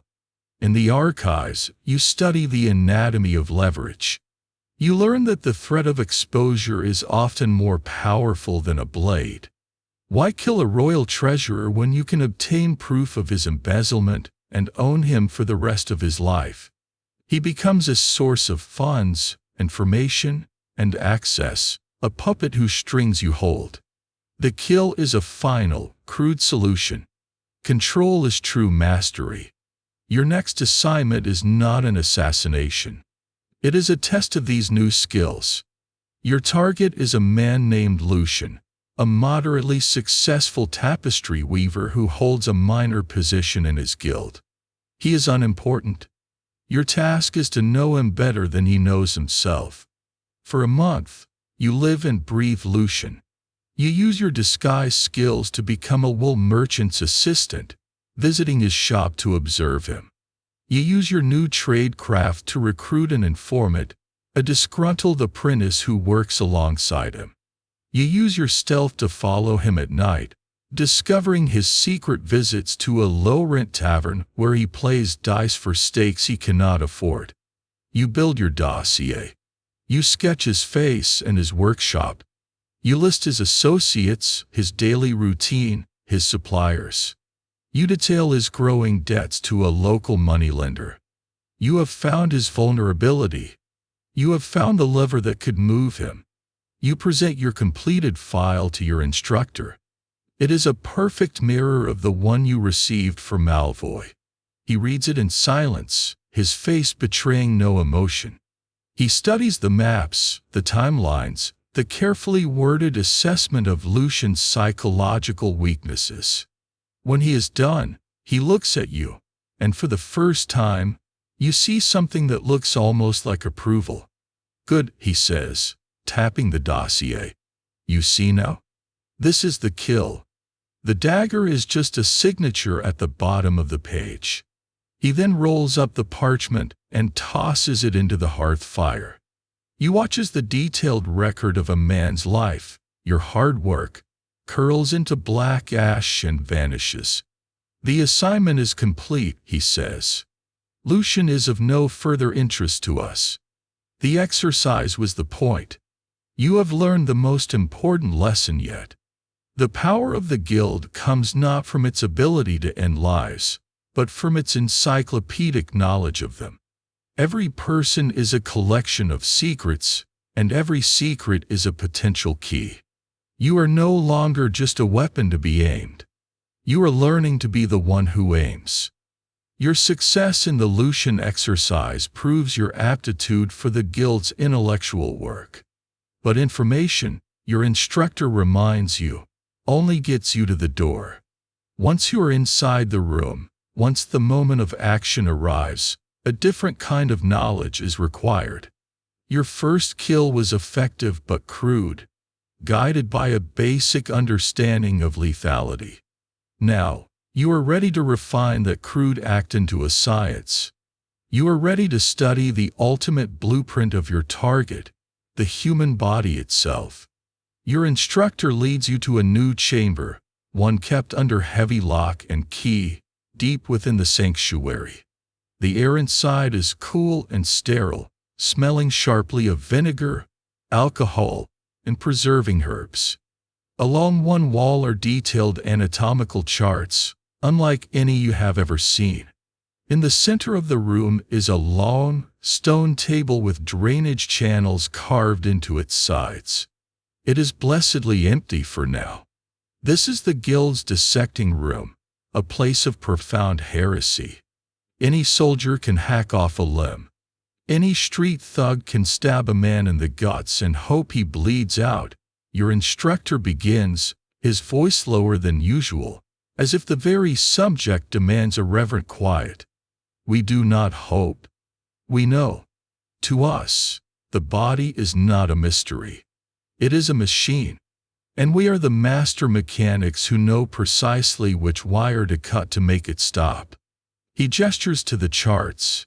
This is where you encounter a stark historical truth that highlights the guild's unique advantage. In your era, the study of human anatomy is severely restricted. The Church forbids most forms of human dissection, deeming it a desecration of God's temple. Physicians and barber surgeons rely on ancient, often inaccurate texts, or on the grim results of battlefield wounds. But the guild, which holds nothing sacred, is not bound by such rules. Historians debate how much practical anatomical knowledge was passed down through unofficial channels. The whispers between a hangman and a torturer, the grim observations of a butcher. Your instructor explains that the guild has perfected a dark fusion of these sources. They possess stolen medical texts from the great universities, but they verify and refine that academic knowledge with ruthless, practical application. Where does one get bodies for such study in a world that forbids it? The instructor is evasive. The city has many forgotten souls, he says. The unclaimed dead, the families too poor for a burial, they can still serve a purpose. The implication hangs heavy in the sterile air. You begin your study with the charts. You are introduced to a grimly quirky tool of the trade, the guild's own version of the wound man. Publicly, a wound man is a diagram showing a figure afflicted with all manner of injuries, stabs, slashes, boils, fractures, as a guide for surgeons on what they might encounter. The guild's version is inverted. It is a kill man. It is a map of vulnerabilities. Red lines trace the paths of the great arteries, the carotid in the neck, the femoral in the thigh, the brachial in the arm. Blue lines mark out the major nerves. Skulls are drawn with precise labels indicating the thinnest points, the most susceptible to a single, decisive blow. It's a course in anatomy where the goal is not to heal, but to harm with maximum efficiency. You learn that the carotid artery is a better target than the windpipe. A person can survive for a minute without air, but consciousness is lost in seconds without blood to the brain. You learn that a swift, Deep thrust between the fifth and sixth rib on the left side can puncture the heart, a near instantaneous end. You learn that a blade to the kidneys from behind is not only fatal due to blood loss, but exquisitely painful and incapacitating, useful if a message of suffering needs to be sent. You spend weeks committing these maps to memory. Your vocabulary expands to include words like aorta, vertebrae, and clavicle. You are no longer just looking at a person. You are seeing a schematic, a collection of targets, obstacles, and pathways. It's a dehumanizing process, and that is entirely the point. It is easier to destroy a machine than it is to kill a man. Then, one day, the stone table is no longer empty. It is draped with a heavy, waxed canvas cloth, beneath which lies a human form. Your first lesson with a practical specimen is not a human, but a large pig, its internal structure surprisingly similar. You learn the feel of sliding a blade between ribs, the difference in resistance between muscle and fat, the tough, fibrous texture of a major artery. It's a clinical, bloody, and nauseating education. When you are finally deemed ready, you progress to human subjects. The experience is surreal. Under the cold, detached guidance of your instructor, you learn to see the body as a puzzle of flesh and bone. You trace the path of the vagus nerve with a cold iron probe, the nerve that, if struck correctly at the side of the neck, can cause immediate cardiac arrest. You learn the precise gap in the cervical vertebrae at the base of the skull where a thin blade can sever the spinal cord, causing instant paralysis and death. It's like being a student in the world's most monstrous medical school. You learn how this anatomical precision applies to every tool you wield. The dagger is no longer a simple point. It is a surgical instrument. The garrote is not for strangulation, but for applying targeted pressure to the arteries, a far quicker and quieter method. You learn that a sap, a leather pouch filled with sand or lead shot, is not a club for bludgeoning, but a tool for delivering a focused concussion to the temple or the mastoid process behind the ear. No broken skin, no blood, just a victim who appears to have slipped and hit their head. The purpose of this gruesome science is always silence and speed. A screaming man brings the guards, your instructor repeats like a mantra. A man who thrashes and struggles overturns furniture. A precise strike is a silent one. Our work is to be a whisper, a rumor, not a bloody spectacle. This knowledge is the key to that silence. It is the final, most intimate secret of the craft, turning a crude act of violence into a quiet, efficient, and terrible art. You now know not only how to get to your target, but how to switch them off with the chilling precision of a divine finger. Just when you believe your education is complete, that you have mastered every secret the guild has to offer within its stone walls, your world is turned upside down. You are woken one morning not by a rap on the door, but by your instructor standing over your cot. He holds not a training weapon or a medical text, but a heavy wool cloak and a small, packed satchel. "Come," is all he says. He leads you through a part of the sanctuary you've never seen, a tunnel that slopes upwards and ends at a heavy, iron-bound door disguised as a rock outcropping on a deserted hillside. For the first time in years, you step out into the open air, and the sheer scale of the world is a physical shock. The sky is immense, a brilliant, aching blue. The horizon feels impossibly distant.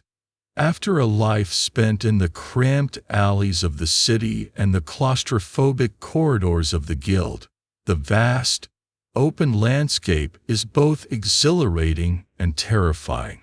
You have mastered the stone warren of the city, your instructor says, his eyes scanning the rolling hills and the dark line of the forest in the distance. You can disappear in a crowd and move like a ghost through a locked house. But not all our targets are city dwellers. And not all escapes lead to a friendly sewer grate. An operative who cannot survive beyond the walls is only half-trained. Your new classroom is the wilderness. You, a creature of cobblestone and shadow, are now a student of soil and sunlight. It is a humbling and brutal re-education. You are handed over to a new teacher, a grim, silent woman named Kalek, whose face looks like it's been carved from old wood and whose hands are permanently stained with dirt and chlorophyll. She is the guild's master of the wild, and she looks at you with open disdain, seeing a soft, city-bred creature who probably thinks food simply appears on a plate. Her first lesson is to shatter your urban arrogance. She teaches you to track. You, who could follow a man across a crowded market by the sound of his breathing, can barely distinguish a deer track from a rabbit's. You spend days on your hands and knees, learning to read the story written in the mud and leaves. You learn to tell the age of a track by the moisture in the soil, the direction of travel from a bent blade of grass, the haste of your quarry from the depth and spacing of its prints. You are learning a new language, written in broken twigs and disturbed earth. You learn to navigate without streets and landmarks. The sun is your compass during the day, the North Star your anchor at night. You learn the quirky, practical woodcraft that separates a survivor from a corpse. You learn that moss doesn't just grow on the north side of a tree, a common and unreliable myth, but that certain types of moss have powerful antiseptic properties, useful for packing a wound, while others can hold a spark from a flint and steel, serving as excellent tinder even in the damp. Your botanical knowledge, once focused entirely on lethality, is now expanded for sustenance. For every poisonous root of hemlock you can identify, Kalek teaches you to find 3 edible ones. You learn about burdock root, wild onions, and the tender shoots of ferns. You learn which berries will fill your stomach and which will fill you with a convulsing agony. It's a very direct form of learning. Mistakes have immediate and unpleasant consequences. You are also taught to hunt, but not like a nobleman on a grand excursion. You are trained as a poacher. This is where you learn another layer of the world's laws. A mainstream fact of life in this era is the existence of forest law, which makes much of the wilderness the king's personal pantry. To hunt a deer or a wild boar without permission is a crime punishable by mutilation or death. You, of course, are taught to do it with silent, illegal efficiency. You learn to craft snares for rabbits and throwing sticks for birds. You practice with a short, powerful bow, learning to stalk your prey for hours, waiting for the single, perfect shot that will provide a meal. As you spend more time in the woods, you come to understand another scholarly debate. Historians argue about whether the vast, untamed forests of legend were truly untouched wilderness or, in reality, a more managed and economically vital landscape. Kalek teaches you the latter is true. The forest is not empty.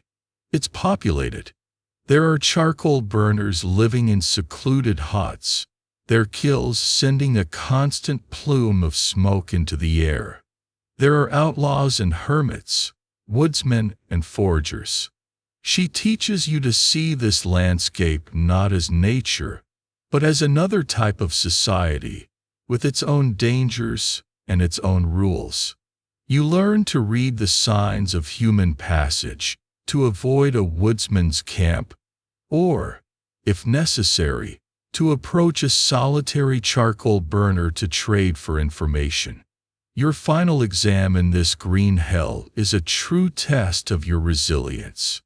Kalek takes you deep into the forest, a journey of 2 full days. There, she gives you a knife, a water skin, and a flint. The rendezvous is the old standing stone on the river, she says. You have 3 days. Then she melts back into the trees, leaving you utterly alone. Those 3 days are the longest of your life. The first night, you are terrified. Every rustle of leaves is a wolf, every hoot of an owl a specter. You remember the old superstitions about will-o'-the-wisps leading travelers to their doom. But your training takes over. You find a stream and know it will eventually lead to the river. You recognize the tracks of a badger and know to avoid its den. You find a patch of wild garlic and dig for the bulbs. The sharp, pungent taste, the most wonderful flavor you've ever known. You build a crude lean-to shelter. You successfully snare a fat, stupid grouse. You move with a purpose you didn't know you had. Your senses, honed in the city, now recalibrating to the subtler stimuli of the wild. You are no longer a guest here. You are a participant. On the 3rd day, exhausted, scratched, and smelling strongly of wood smoke and sweat, you find the rendezvous point. Kalek is there, sitting on the ancient standing stone, looking as if she's been waiting 5 minutes. She gives you a long, searching look. You've lost weight, but your eyes are different. The city fear is gone, replaced by a quiet, hard-won confidence. She gives you a piece of dried meat and a water skin filled with something other than water. It's a gesture of approval more profound than any words your first instructor ever gave you. You have passed. You are no longer merely an urban predator. You have proven you can survive, and therefore operate, anywhere. The world has just become a much smaller place. Your return from the wilderness is met with the same cold professionalism as all your other accomplishments. The hardened resilience you gained in the forest is noted, catalogued, and filed away as another skill in your growing arsenal. You are given a day to rest and clean the grime of the wild from your body and soul. Then, your instructor summons you. The era of education is over. The time for application has begun, and your first true test will be an immersion into the glittering, venomous world of the nobility. The target, he explains, is Baron Ulrich von Kessler. The Baron is a powerful man, a shrewd political player whose ambitions have begun to clash with those of a client the guild is very keen to please. A simple knife in the night will not work here. The Baron's castle is a fortress, his guards are loyal veterans, and his personal spy master is notoriously paranoid. Ulrich is not a man you can sneak up on, your instructor says, his tone leaving no room for argument. He has built a wall of steel and suspicion around himself. A frontal assault is suicide. Therefore, you will not be the storm that breaks against the wall. You will be the vine that grows over it, stone by stone, until you are inside. Your mission is one of deep infiltration. You will not be a ghost this time. You will be a person, in plain sight, for weeks, possibly months. The guild has arranged a new identity for you. You are to be Valerius, the 3rd son of a miner, land-poor knight from a distant fiefdom. This knight, a real person who was the guild in immense debt, has written a letter of introduction, asking the Baron to take his promising young son into his household as a squire. It's a common arrangement, a form of aristocratic fostering and education. And it is your ticket into the lion's den. The transformation is the most intense you have ever undergone. Your simple gray tunic is replaced with the fine wool and linen of a young nobleman. You are taught how to ride a horse not just competently, but with the easy, arrogant grace of someone born to the saddle. You are drilled relentlessly in the high art of courtly life. You learn the 5 different types of bows, from the slight nod for a lesser knight to the deep, scraping bow for the baron himself. You learn which fork is used for meat and which for sweetmeats. You even learn a few simple tunes on the lute, enough to pass yourself off as a cultured, if not particularly gifted, young man. You are also schooled in the strange, performative language of the court. Historians debate whether the elaborate rituals of courtly love, the chaste devotion to a high-born lady, the flowery poetry, the quests undertaken in her name, were a genuine social practice or merely a literary fantasy. Your instructor teaches you that it doesn't matter. Real or not, it is the language of the court. You learn the poems, the phrases of flattery, the delicate dance of flirtation and denial, all as a tool to navigate the complex social ecosystem and make yourself appear as a harmless, lovelorn youth. After weeks of this intense cultural immersion, you are sent off. Riding a fine horse, accompanied by a single, older guild member disguised as your long-suffering manservant, you arrive at the gates of Castle Kessler. It is a world of overwhelming sensory input. The bailey bustles with activity, knights clattering in armor, servants rushing with platters of food, blacksmiths' hammers ringing, petitioners pleading their cases. It is a chaotic, thriving organism, and you are a virus about to be injected into its bloodstream. You are granted an audience.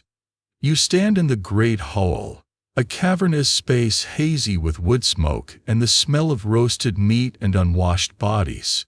You deliver your forged letters and your practiced speech, your heart a cold stone in your chest. Baron Ulrich, a bull of a man with shrewd, calculating eyes, looks you over. He asks you a few sharp questions about your family and your skills. You answer with the carefully rehearsed lies, your voice steady. To your profound relief, he accepts you. You are assigned to serve Sir Callan, one of his household knights. Life in the castle is a constant performance. You are the perfect squire, diligent, respectful, and quiet. You polish Callan's armor until it gleams, you stand behind him at meals, ready to refill his cup, and you run his errands without complaint. Every moment is a test. You are surrounded by hundreds of people, yet you have never felt more alone. Every friendly word could be a probe, every smile a mask. Your little attic room is not a sanctuary. It's just a place to practice your lute and go over your observations in your head. You begin to map the court's internal politics, just as you once mapped a building's layout. You identify the key figures. The baron's wife, a serene and beautiful woman who seems to see everything. The captain of the guard, a brutally efficient man who is fiercely loyal to the baron. And the spy master, a reedy, unobtrusive man named Pip, who has a knack for appearing wherever secrets are being whispered. You also learn the realities of protecting a high-value target. A mainstream feature of any great lord's household is the constant fear of poison. The baron has a taster, a man whose sole job is to take a small bite of every dish and a sip of every drink before it touches the baron's lips.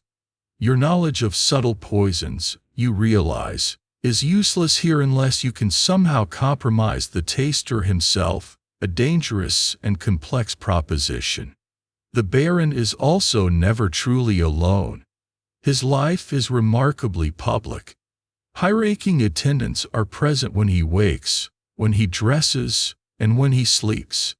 In a quirky, historical twist of high-status life, true privacy is a luxury a man this powerful cannot afford.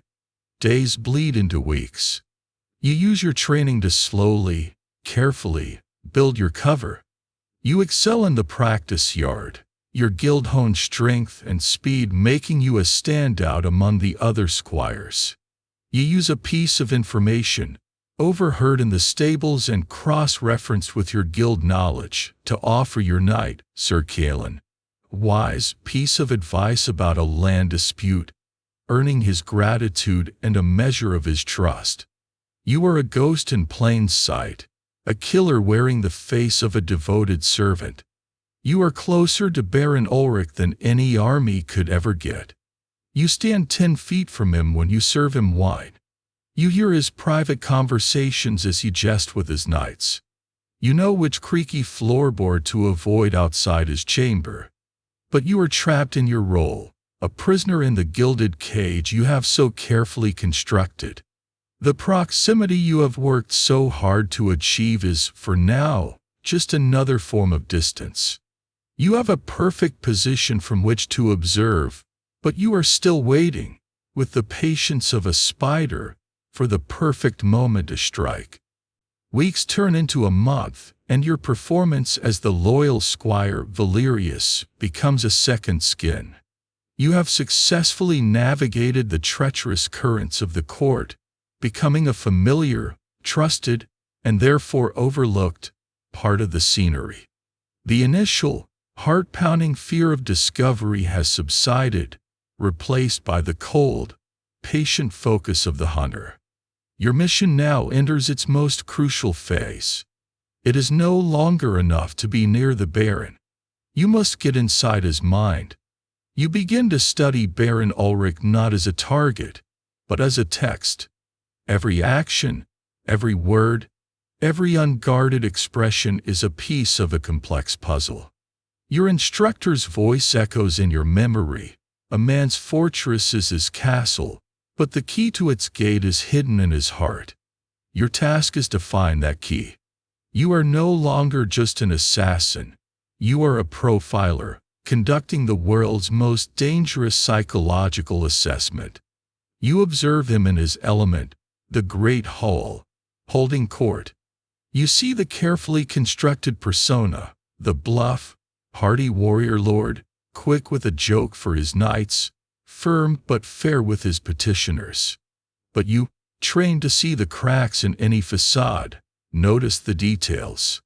You see how his eyes constantly scan the room, how his smile never quite banishes the tension from his shoulders.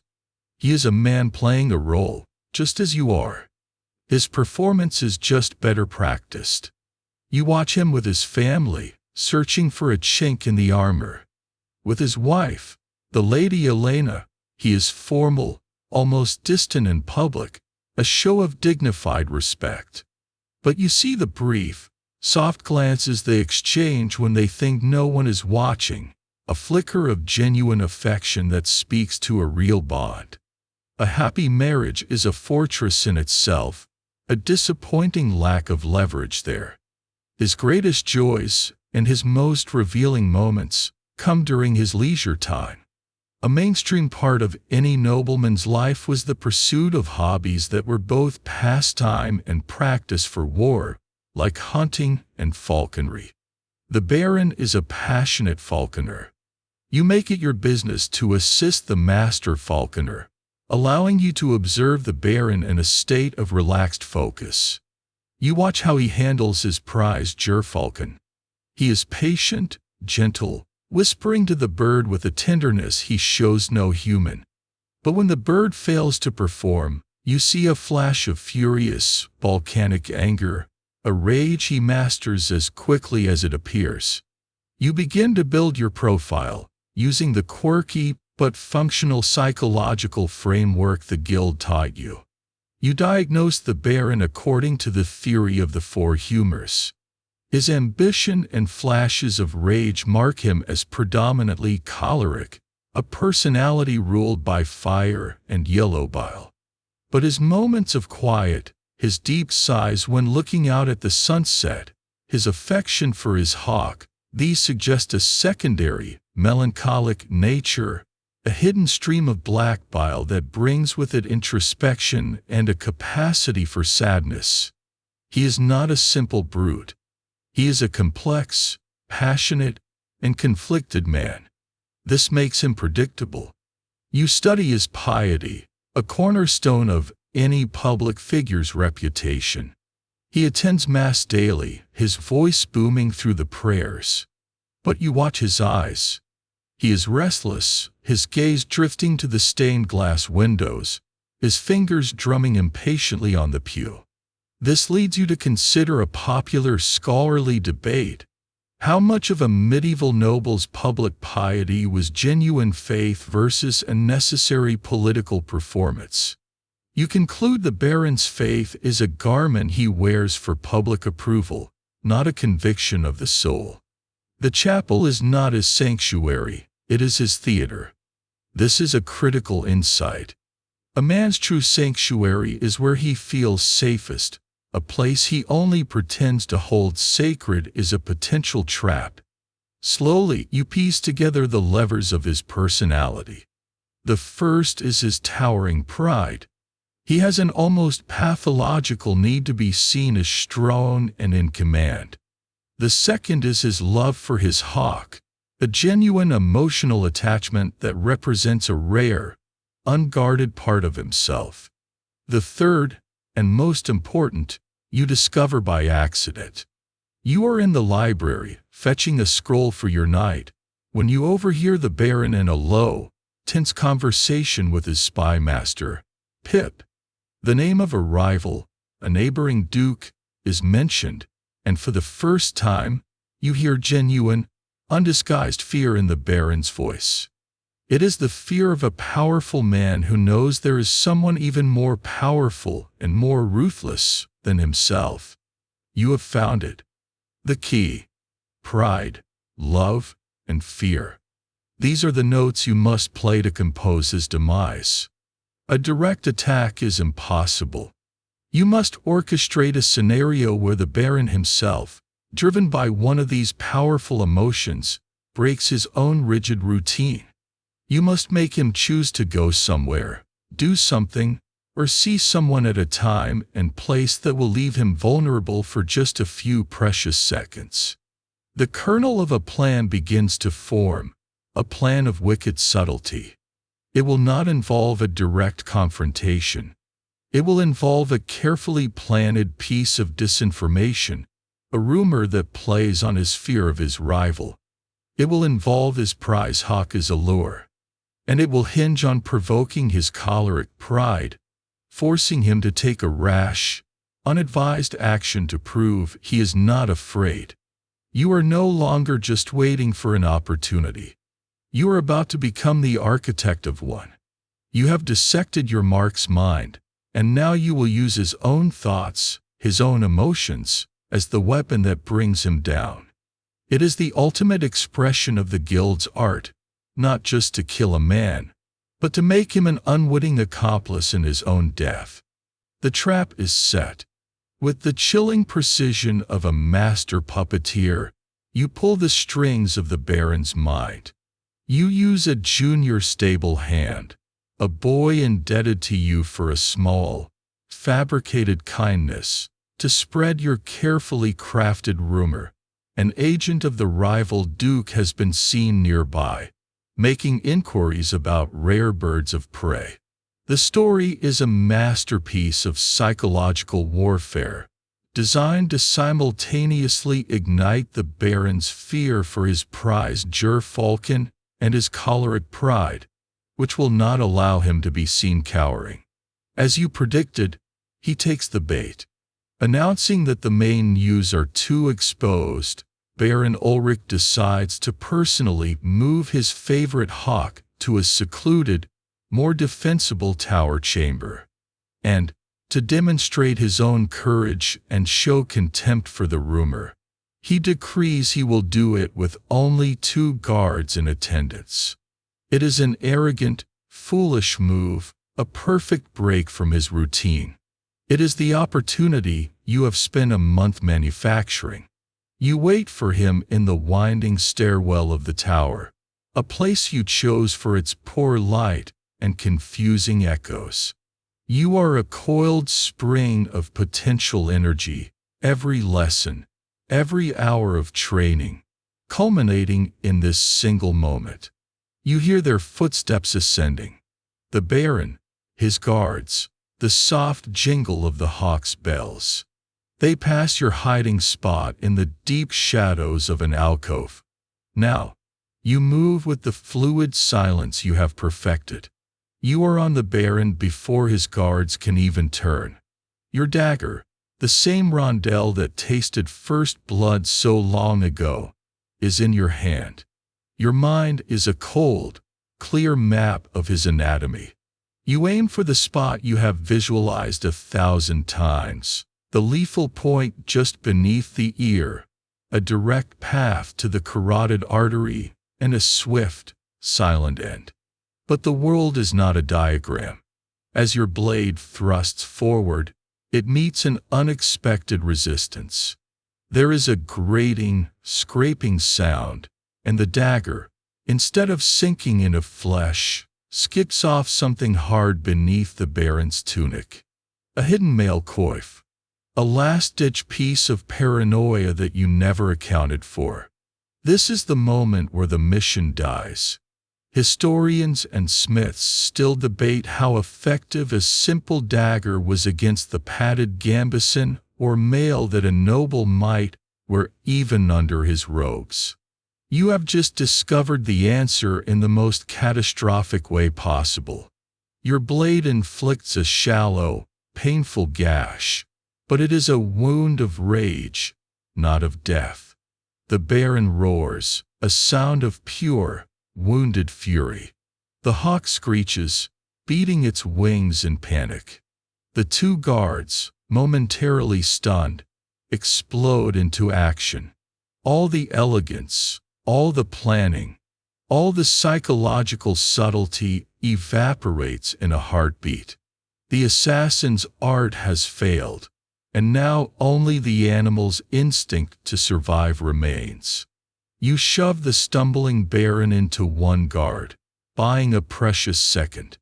The other guard's sword slides through the air where your head just was. You parry with your dagger, the impact jarring your entire arm.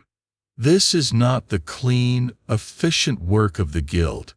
This is a clumsy, desperate brawl in a cramped stairwell. An alarm bell begins to toll from the main keep, a frantic, clanging peal. Then another joins it, and another. A quirky superstition held that the ringing of bells could frighten away demons and evil spirits. Right now, it feels like they are announcing your personal apocalypse. You hear the thunderous crash of a portcullis slamming down in the main gatehouse, a sound that seals the castle, turning your gilded cage into an ironclad tomb.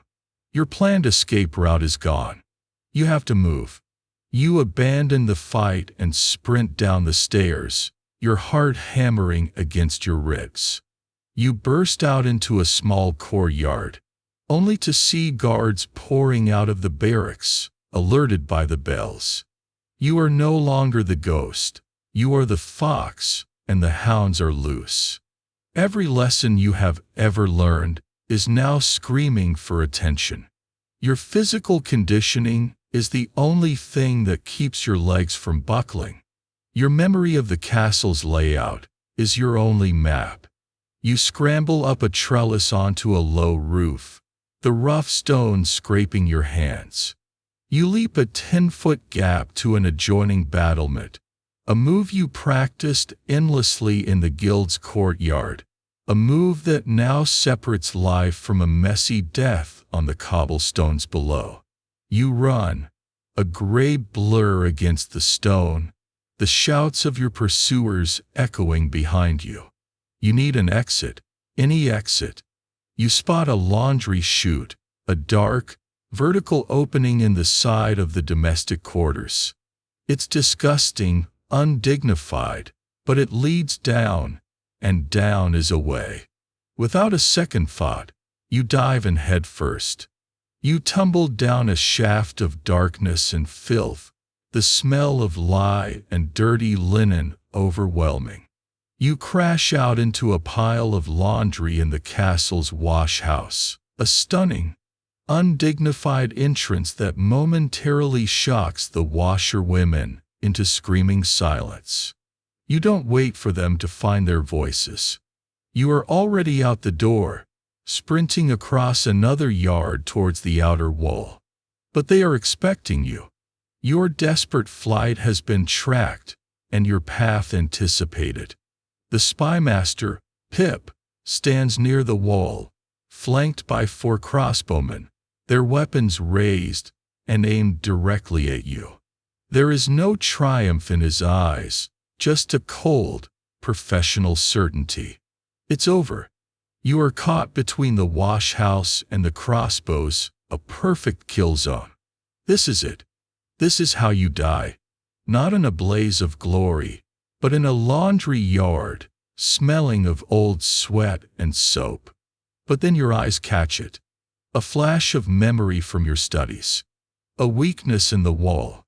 A section of older, crumbling masonry near a drainage grate that leads directly to the moat.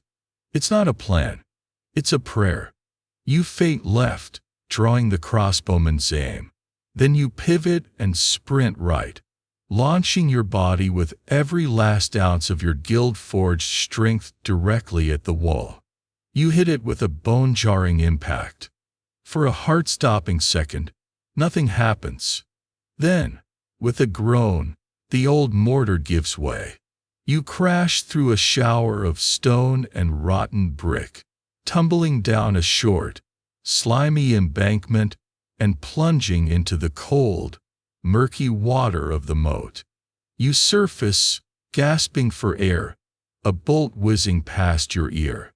You swim, your fine nobleman's clothes dragging you down, your body screaming in protest. You reach the far bank and haul yourself out, not looking back. You are out. You are free. But you are also injured, exposed, and the subject of the largest, most furious manhunt this barony has ever seen. The mission is a spectacular failure. You are a fugitive, and your education in the brutal world of a medieval assassin has just entered its most painful, practical, and uncertain chapter. The cold water of the moat is a brutal shock, but the cold dread that floods you as you crawl onto the muddy bank is infinitely worse. You are a creature of discipline and control, and you have just spectacularly lost both. You force yourself to your feet, every muscle screaming, and stumble into the treeline, putting as much distance as possible between you and the castle now erupting with light and fury. Your wilderness training, once a theoretical exercise, is now the only thing keeping you alive. You move through the undergrowth, leaving as little sign as possible, your mind a frantic whirl of failure. You run until the sounds of the haunt, the distant baying of dogs and the shouts of men, begin to fade behind you. You find a hollow beneath the roots of a great oak, a damp, dark place to curl up and take stock. You are bleeding from a dozen scrapes. Your fine squire's clothes are ruined, and a deep, throbbing pain in your shoulder suggests you dislocated it when you crashed through the wall. You are, to use the appropriate technical term, a complete and utter mess. As you lie there, shivering and miserable, the adrenaline gives way to a chilling clarity. It is in this moment of total failure, alone in the dark woods, that the lessons of the guild's strange and contradictory code come flooding back to you, no longer as abstract principles, but as a series of accusations. Your instructor never sat you down for a formal lecture on ethics. This isn't that kind of school. But the rules were hammered into you through every lesson, every correction, every cold, appraising stare. The first and most sacred rule, the one upon which all others are built, echoes in your mind. Never compromise the guild.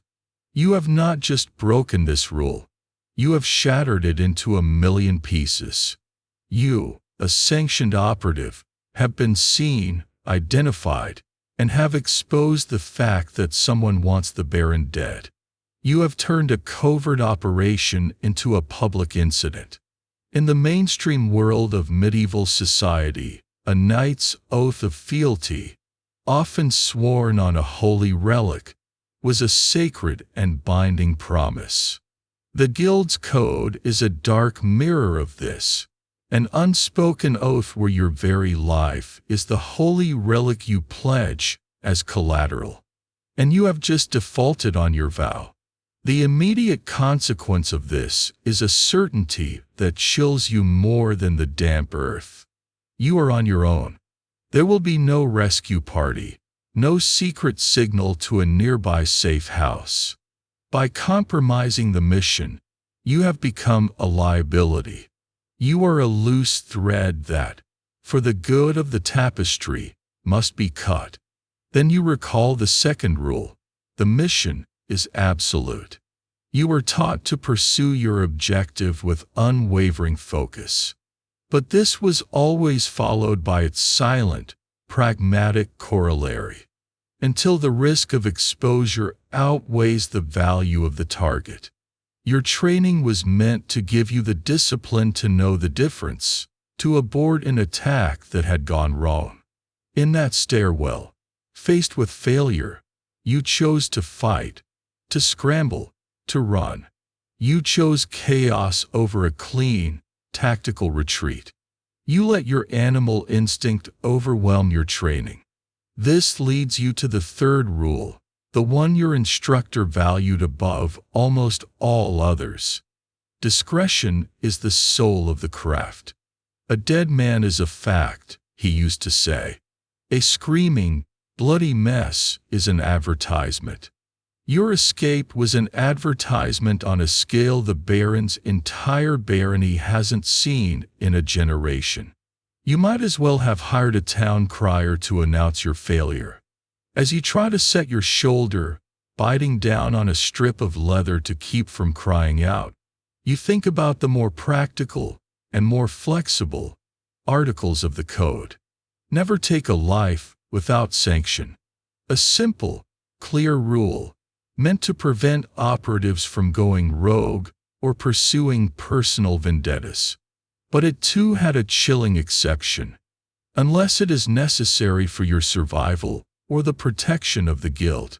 This was the Guild's brutally practical answer to the complex debate that scholars and theologians have wrestled with for centuries. The question of a just lie or a necessary evil. For the Guild, the answer is simple. The survival of the organization justifies anything. This rule is now your only hope and your greatest danger. If a woodsman stumbles upon your hiding place, the code not only allows you to silence him permanently, it demands it. But it also means that if another guild member finds you, and they deem you a threat to the organization's secrecy, their code demands they eliminate you. You realize, with a fresh wave of terror, that you are now effectively a wolf's head. It's a quirky, terrifying legal concept from the world outside, caput gerat lupinum. A man declared an outlaw, a wolf's head, could be hunted and killed by anyone, with no legal penalty. The Baron has surely put a price on your head for all his subjects.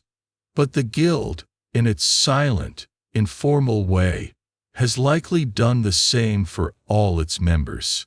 You are being hunted from both sides. What do?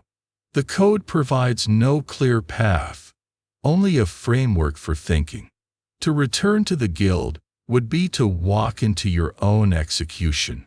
To try and disappear would be to live the rest of your short life looking over your shoulder for both the Baron's men and your former brothers.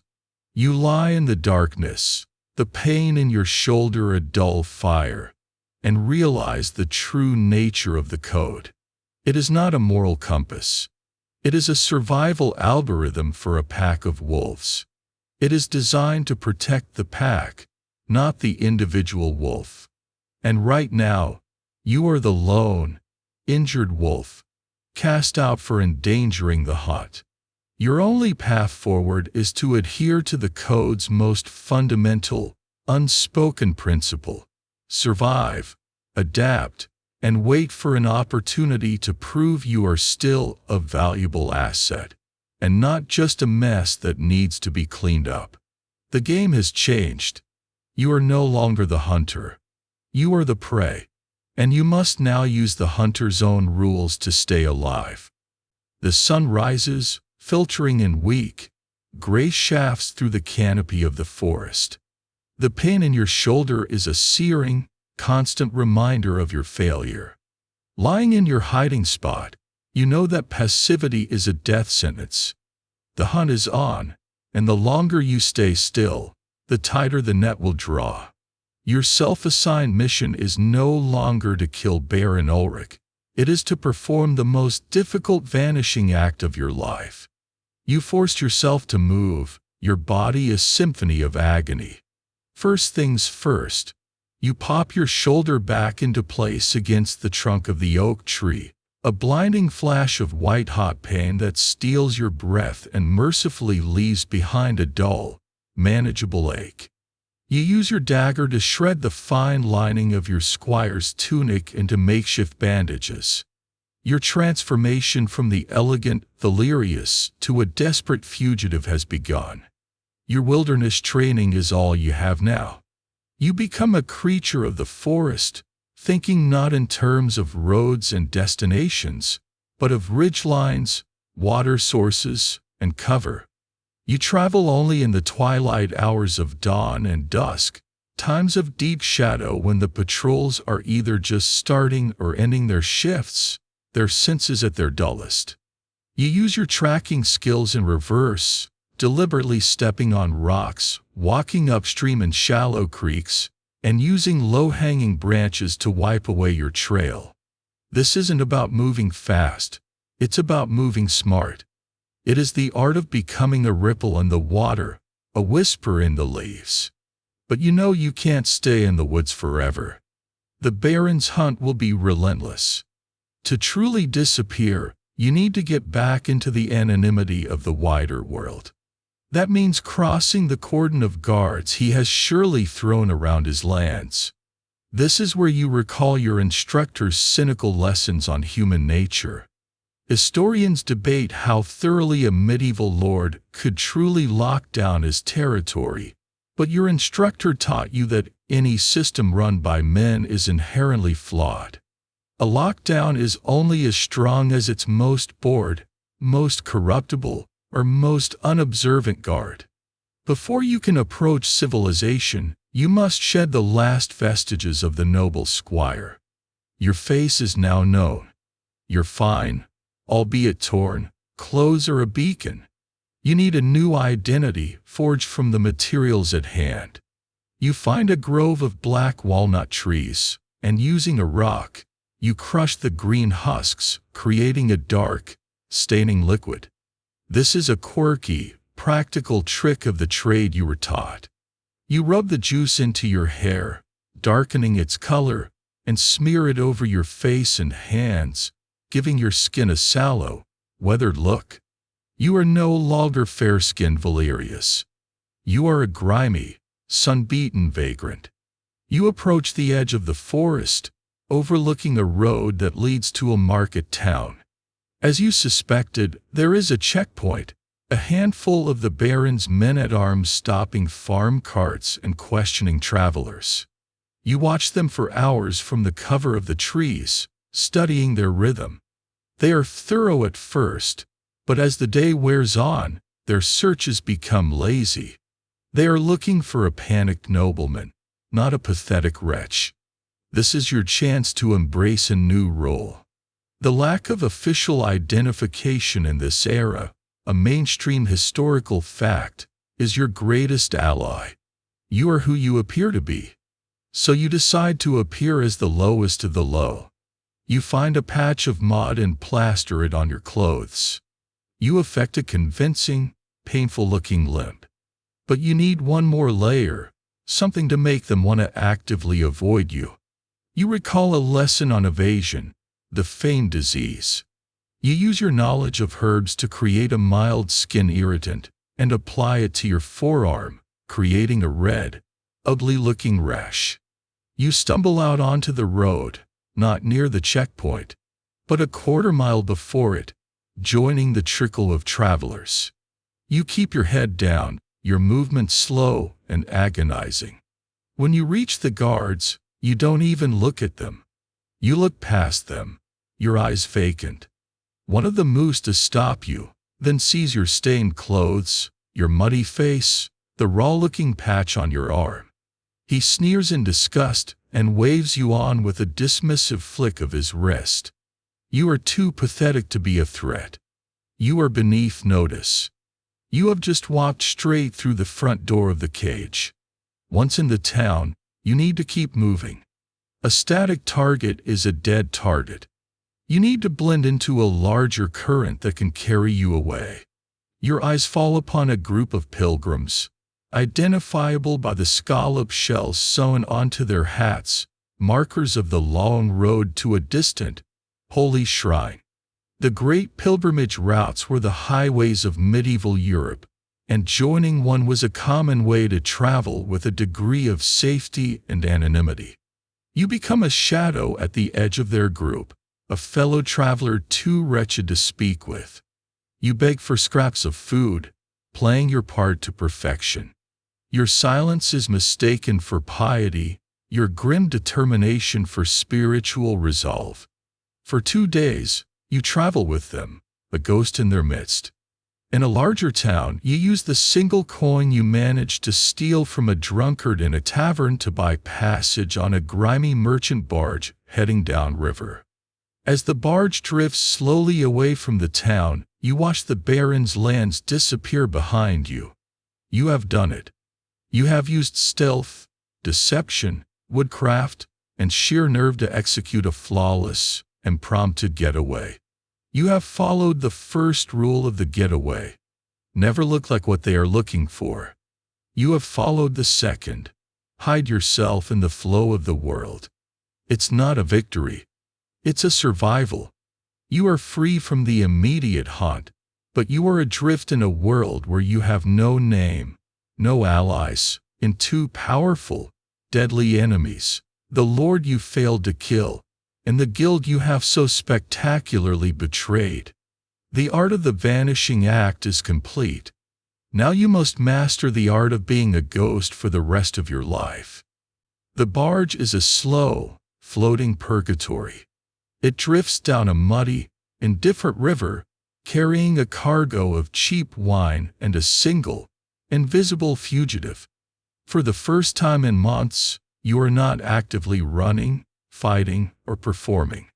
There is nothing to do but watch the flat, unchanging landscape slide by, and this idleness is a more profound torture than any physical hardship you have endured. With no immediate threat to focus on, the walls of your mind, so carefully constructed and disciplined, begin to crumble. The ghosts come out to play. It begins with faces. Your training included a quirky but effective technique known as the art of memory, a way to build a mental palace to store vast amounts of information. You had built a detailed palace of your own, with rooms for weapon specs, poison recipes, and network contacts. The most prominent gallery was for your targets, Simeon Malvoy, Baron Ulrich, and the dozens of faces you had studied on paper. Now, that gallery has become a haunted place. You walk its mental corridors and the faces look back at you. Malvoy, his expression not of terror, but of pathetic, wine-sodden confusion. The Baron, not roaring in rage, but with that fleeting look of fear you had seen in the library. They are no longer just objectives. They have reclaimed their humanity in your memory, a courtesy you denied them in life. Then comes the blurring of self. Who are you, right now? You catch yourself adopting the posture of Valerius the Squire, a straight-backed arrogance, before remembering you're supposed to be a broken vagrant. You start to formulate a thought in the flowery, courtly language you practiced, only to mentally beat it back into the gutter slang of your youth. Each persona you mastered, from the silent rook to the pious pilgrim, has left a residue, a ghost of an identity that now jostles for space within you. This is where you collide with a question historians still debate. How much did medieval people define themselves by unique, internal self versus their role in a community? Your crisis is a terrifying answer. Your community is gone, your family is a distant memory, and your social role is a smoking crater. Stripped of all external markers, you find your internal self is a fractured mess, a chorus of conflicting voices and postures. You are everyone you pretended to be, and therefore, no one at all. This profound dislocation settles into a deep, unshakable weariness. You recognize the symptoms from your studies. It is melancholy, a mainstream diagnosis in your era for a condition far more serious than simple sadness. According to the theory of humors, it was an excess of cold, dry, black bile, an imbalance that could lead to madness, visions, and a complete loss of the will to live.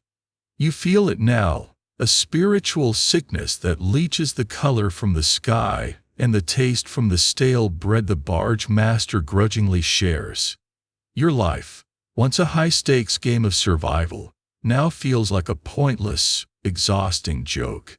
The most persistent ghost, however, is not a victim. It is your instructor. His voice is a constant, critical presence in your mind.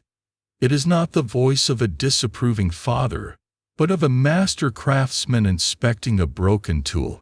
You misjudged the target's paranoia. A tactical failure. Your escape was inefficient, relying on luck rather than planning. You allowed the situation to control you. He haunts you not with guilt, but with the cold, unforgiving shame of professional incompetence. You failed at the one thing you were remade to do. This relentless self-critique chips away at the very foundation of your existence, the guild's philosophy. The cold logic of it all, the ends justifying the means, the perfect assassination as a form of high art. It all seems like a grand, sophisticated lie in the face of your grubby, terrified reality. You were told you are being forged into a scalpel. You feel like a rusty, bent nail. For the first time, you wonder if your instructor and the unseen masters of the guild are not philosopher kings of a deadly art, but just the leaders of a very well-organized gang of murderers for hire. To lose faith in the code is to lose everything, for it was the only religion you were offered, the only meaning that replaced the life they took from you. The barge docks for a night at a small, riverside town. You huddle in the shadows near the wharf, watching the life of the village unfold. You see a blacksmith laughing with his wife, their children chasing a dog in the street. You see a group of men sharing a jug of ale outside a tavern, their voices loud and easy. This scene of simple, unthinking normalcy is more painful than any wound. You can mimic their clothes, their accents, their lives. You have the skills to walk among them and be completely invisible. But you know you can never cross back over the invisible wall that separates you from them. You are a different species now, a predator taught to see them only as sheep, and now you are cast out from the pack, doomed to watch the flock from a distance, belonging nowhere. The weight of it all becomes immense. You are a weapon with no master, a ghost with no purpose. You are haunted by your actions, your failures, and the faces of your past. The melancholy deepens, a quiet, seductive whisper that tells you the river is deep and the struggle is meaningless. To be a ghost is one thing. To be haunted by your own soul is another entirely. You are at the bottom of the well, and you are not sure you have the strength left to climb. The barge deposits you in a sprawling port city, a chaotic nexus of trade and humanity that makes the capital of the Baron's lands look like a sleepy village. For days, you exist in the grip of your melancholy, a ghost haunting the grimy waterfronts. You survive on instinct, your body performing the tasks of finding food and shelter while your mind drifts in a gray fog of failure and regret. You are nothing, going nowhere. But the guild's training is a poison that, once taken, never leaves the blood. You cannot stop observing. You cannot stop listening. And in a city of 100,000 souls, there are 1,000,000 secrets whispering on the breeze. It is this ingrained, obsessive habit that saves you from yourself. Huddled in the back of a cheap tavern, nursing a cup of watered-down ale, you overhear a conversation. To anyone else, it would be the meaningless chatter of two merchants complaining about taxes. But your ears, trained to hear the music beneath the noise, pick out the discordant notes. They speak of the ailing lion whose roar grows weaker. They mention a new sun waiting to rise in the west. They discuss a shipment that must be delivered to the castle a week hence, during the feast of St. Giles. It's coded, but it's clumsy. It's the talk of amateurs, dangerous amateurs, playing a game they don't understand. And you understand it perfectly. They are plotting to kill the king. A year ago, you would have logged this information and passed it up your chain of command. 6 months ago, you would have ignored it, as it was not your concern. Now, in the depths of your despair, the information lands like a lightning strike in a darkened field. It is a sign, an opportunity so immense, so audacious, that it terrifies you more than any guard or rival assassin ever has. You trail them. It's almost insultingly easy. They are careless. Within a day, you know who they are, minor agents for a powerful faction of nobles, disgruntled with the king's new taxes and his foreign policies. You learn that the shipment is a master poisoner, hired from outside the guild, who will be smuggled into the royal kitchens during the chaos of the feast. It's a classic, if unimaginative, plan. This is the moment your melancholy shatters. You are faced with a choice. You can let this happen, another piece of driftwood in the great river of history. Or you can intervene. The thought itself is madness. But what do you have to lose? You are already a dead man in the eyes of the guild and the law. This presents a path, not just to survival, but to something more. Redemption, perhaps. Or, more likely, a spectacular and meaningful end. You reflect on one of the great scholarly debates your instructor once touched upon. Is history shaped by the actions of powerful individuals, the great man theory, or by broader, uncontrollable social and economic forces? The guild's entire existence is a bet on the former. They believe that removing one person can change the world. And now, you have the chance to test that theory on the grandest possible scale. To kill a king, it's the ultimate act of agency for a man who has lost his own. You will not stop the plot. You will not report it.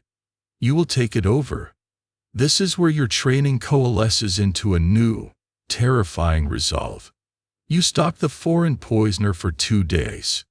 You learn his routine, his habits, his supreme professional arrogance. On the 3rd night, you visit him in his rented room. You do not use a disguise. You present yourself as Rook, an operative of the guild. You speak to him of his methods, pointing out the flaws in his plan, the risks he hasn't accounted for, using the superior knowledge you were given. You offer him a choice. He can leave the city now, with his life, and forfeit his fee, or he can be found in the harbor in the morning. He is a professional. He recognizes a superior predator when he sees one. He chooses to live. You then approach one of the original plotters, the more nervous of the two merchants from the tavern. You meet him in a quiet alley. You don't threaten him. You simply tell him his hired help has fled, and that the plan is off. You watch the panic in his eyes. And then you make your pitch. You tell him you can do it. You can succeed where his clumsy poisoner would have failed. You tell him, the solution to his problem. He is terrified of you, but he is more terrified of his masters. You are a ghost, a professional, a tool that has appeared at the perfect moment. You have just stolen a contract for regicide. The full weight of what you are about to do settles upon you. This is not Simeon Malvoy, the grubby forger. This is not Baron Ulrich, the regional power. This is the king, the anointed sovereign. You are targeting a man who, according to the quirky but powerful political theory of the day, has two bodies. There is the man himself, a body of flesh and blood that can sicken and die. But there is also the body politic, the immortal, spiritual embodiment of the kingdom itself. To strike at the king's physical body is to commit an act of symbolic deicide against the realm. It is the greatest crime a mortal can conceive of. The historical context is right for it. The kingdom is unstable, caught in a succession crisis that you've only read about in the guild's briefing scrolls. The king has powerful enemies. His removal could plunge the nation into civil war, a mainstream fear that has haunted the realm for a generation. Your actions could be the single spark that burns the whole forest down. You are no longer the haunted man on the barge. The ghosts are still there, but they are silent now, marshaled behind a singular, crystalline purpose. You have a target that eclipses all your past failures. Succeed, and you have rewritten your own history, proving your worth to the guild beyond any doubt. Fail, and your death will be a footnote in the story of a kingdom's turmoil. The despair is gone, replaced by a cold, sharp, and exhilarating terror. You are going to kill the king. The feast of St. Giles arrives, and the royal castle is a kaleidoscope of chaos and celebration. Minstrels play in every courtyard, nobles stream in with their retinues, and the kitchens are a frantic, steaming hive of activity. For a normal guard, it is a security nightmare. For you, it is the perfect storm, an environment of sensory overload where a single, focused operative can move like a shark in a school of panicked fish. You are not the arrogant Squire Valerius anymore, nor are you the pathetic beggar. You are a ghost wearing the stolen face of a kitchen servant, a role you acquired with a simple bribe and a quiet threat. You have a new plan. The poisoner you replaced was an amateur, relying on a simple, brutish toxin in the king's food. Your method is far more elegant, a culmination of all your training. You will use a contact poison, a refined version of the one you studied so long ago, delivered not to his food, but to an object you know only he will touch. Through your co-opted conspiracy, you learned of the king's private ritual. Every night during a feast, he personally retrieves a specific, ancient vintage of wine from a small, private cellar, a moment of solitary pride. The lock is complex, but the guild's training opens any door. The target is not the wine, but the heavy, ornate iron ring used to pull the cellar door open. You slip away from the kitchen, your heart a slow, steady drum. You move through the castle service passages, a rat in the walls. You find the cellar. The corridor is empty, the sounds of the feast a distant roar. You paint the clear, viscous poison onto the iron ring, a single, invisible layer of death. You are done in seconds. You leave no trace. You return to the kitchens and melt back into the chaos, just another harried servant. The trap is laid. All you have to do now is wait for the lion to walk into it. Hours later, a strange, new sound cuts through the revelry. A single, piercing shriek from the direction of the king's private chambers. It is followed by a moment of shocked silence, and then the castle explodes. Shouts, running feet, the frantic tolling of the alarm bells. The mainstream historical reaction to a monarch's sudden demise begins, the sealing of the gates, the scramble for control, the immediate, panicked hunt for a culprit. But you're already gone. While everyone else runs towards the chaos, you walk calmly away from it. You use the panic as a cloak. Guards are scrambling to secure the nobles, not to watch a kitchen boy slip out with a load of refuse. You disappear into the city, which is now a hornet's nest of rumor and fear. This is your getaway. Not a desperate, panicked flight like at Castle Kessler, but a deliberate, methodical erasure. Your final mission has begun, a contract assigned by yourself. The target is Rook. The objective is the total annihilation of the person you have become. You find a quiet, dark alley, the kind of place where your story began. You strip off the servant's clothes. You take out the few tools you carried, your lockpicks, a small blade, the vial that held the poison. You look at them. They are the instruments of your entire life, the only things that have ever truly belonged to you. You drop them into a storm drain, their splash a quiet, final farewell. You still have the funds the plotters gave you. You use them not for comfort, but for transformation. You purchase the rough, undyed habit of a lay brother from a drunken muck. You buy a pair of shears and hack off your hair in a crude torture. You are no longer Rook, the killer. You are Brother Michael, a humble penitent. You could, in theory, return to the guild. You have succeeded at the impossible. You took a contract on a king and fulfilled it. Your failure with the Baron would be forgiven, your status assured. But you remember the viper's nest of the sanctuary's politics. You remember the cold, empty feeling after your first kill, the hollowing despair on the barge. You have climbed to the top of the mountain and have found nothing there but a cold, lonely wind. You do not want a reward. You want an end. You join a column of refugees and pilgrims leaving the city, their faces etched with fear of the coming instability. You are just another anonymous figure in the tide of humanity. As you walk, you reflect on your own strange place in the world. Historians will debate the king's sudden death for centuries. They will blame a stroke, a seizure, a tainted bottle of wine. They will write of the civil war that followed, of the rise and fall of great houses. They will be frustrated by the lack of a culprit, the absence of a clear hand that pushed the first domino. You will become one of their ghosts, an unknown actor, a footnote of pure speculation. You have shaped the course of history, and your reward is to be utterly forgotten by it. It is the only reward you want. You travel for weeks, heading towards the coast. You think about your future.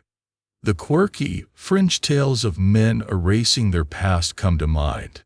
You could join a ship bound for a distant land, a new world where your skills and sins are unknown. You could find a remote monastery, one that practices a vow of silence, and truly bury your old self under a new, sacred identity.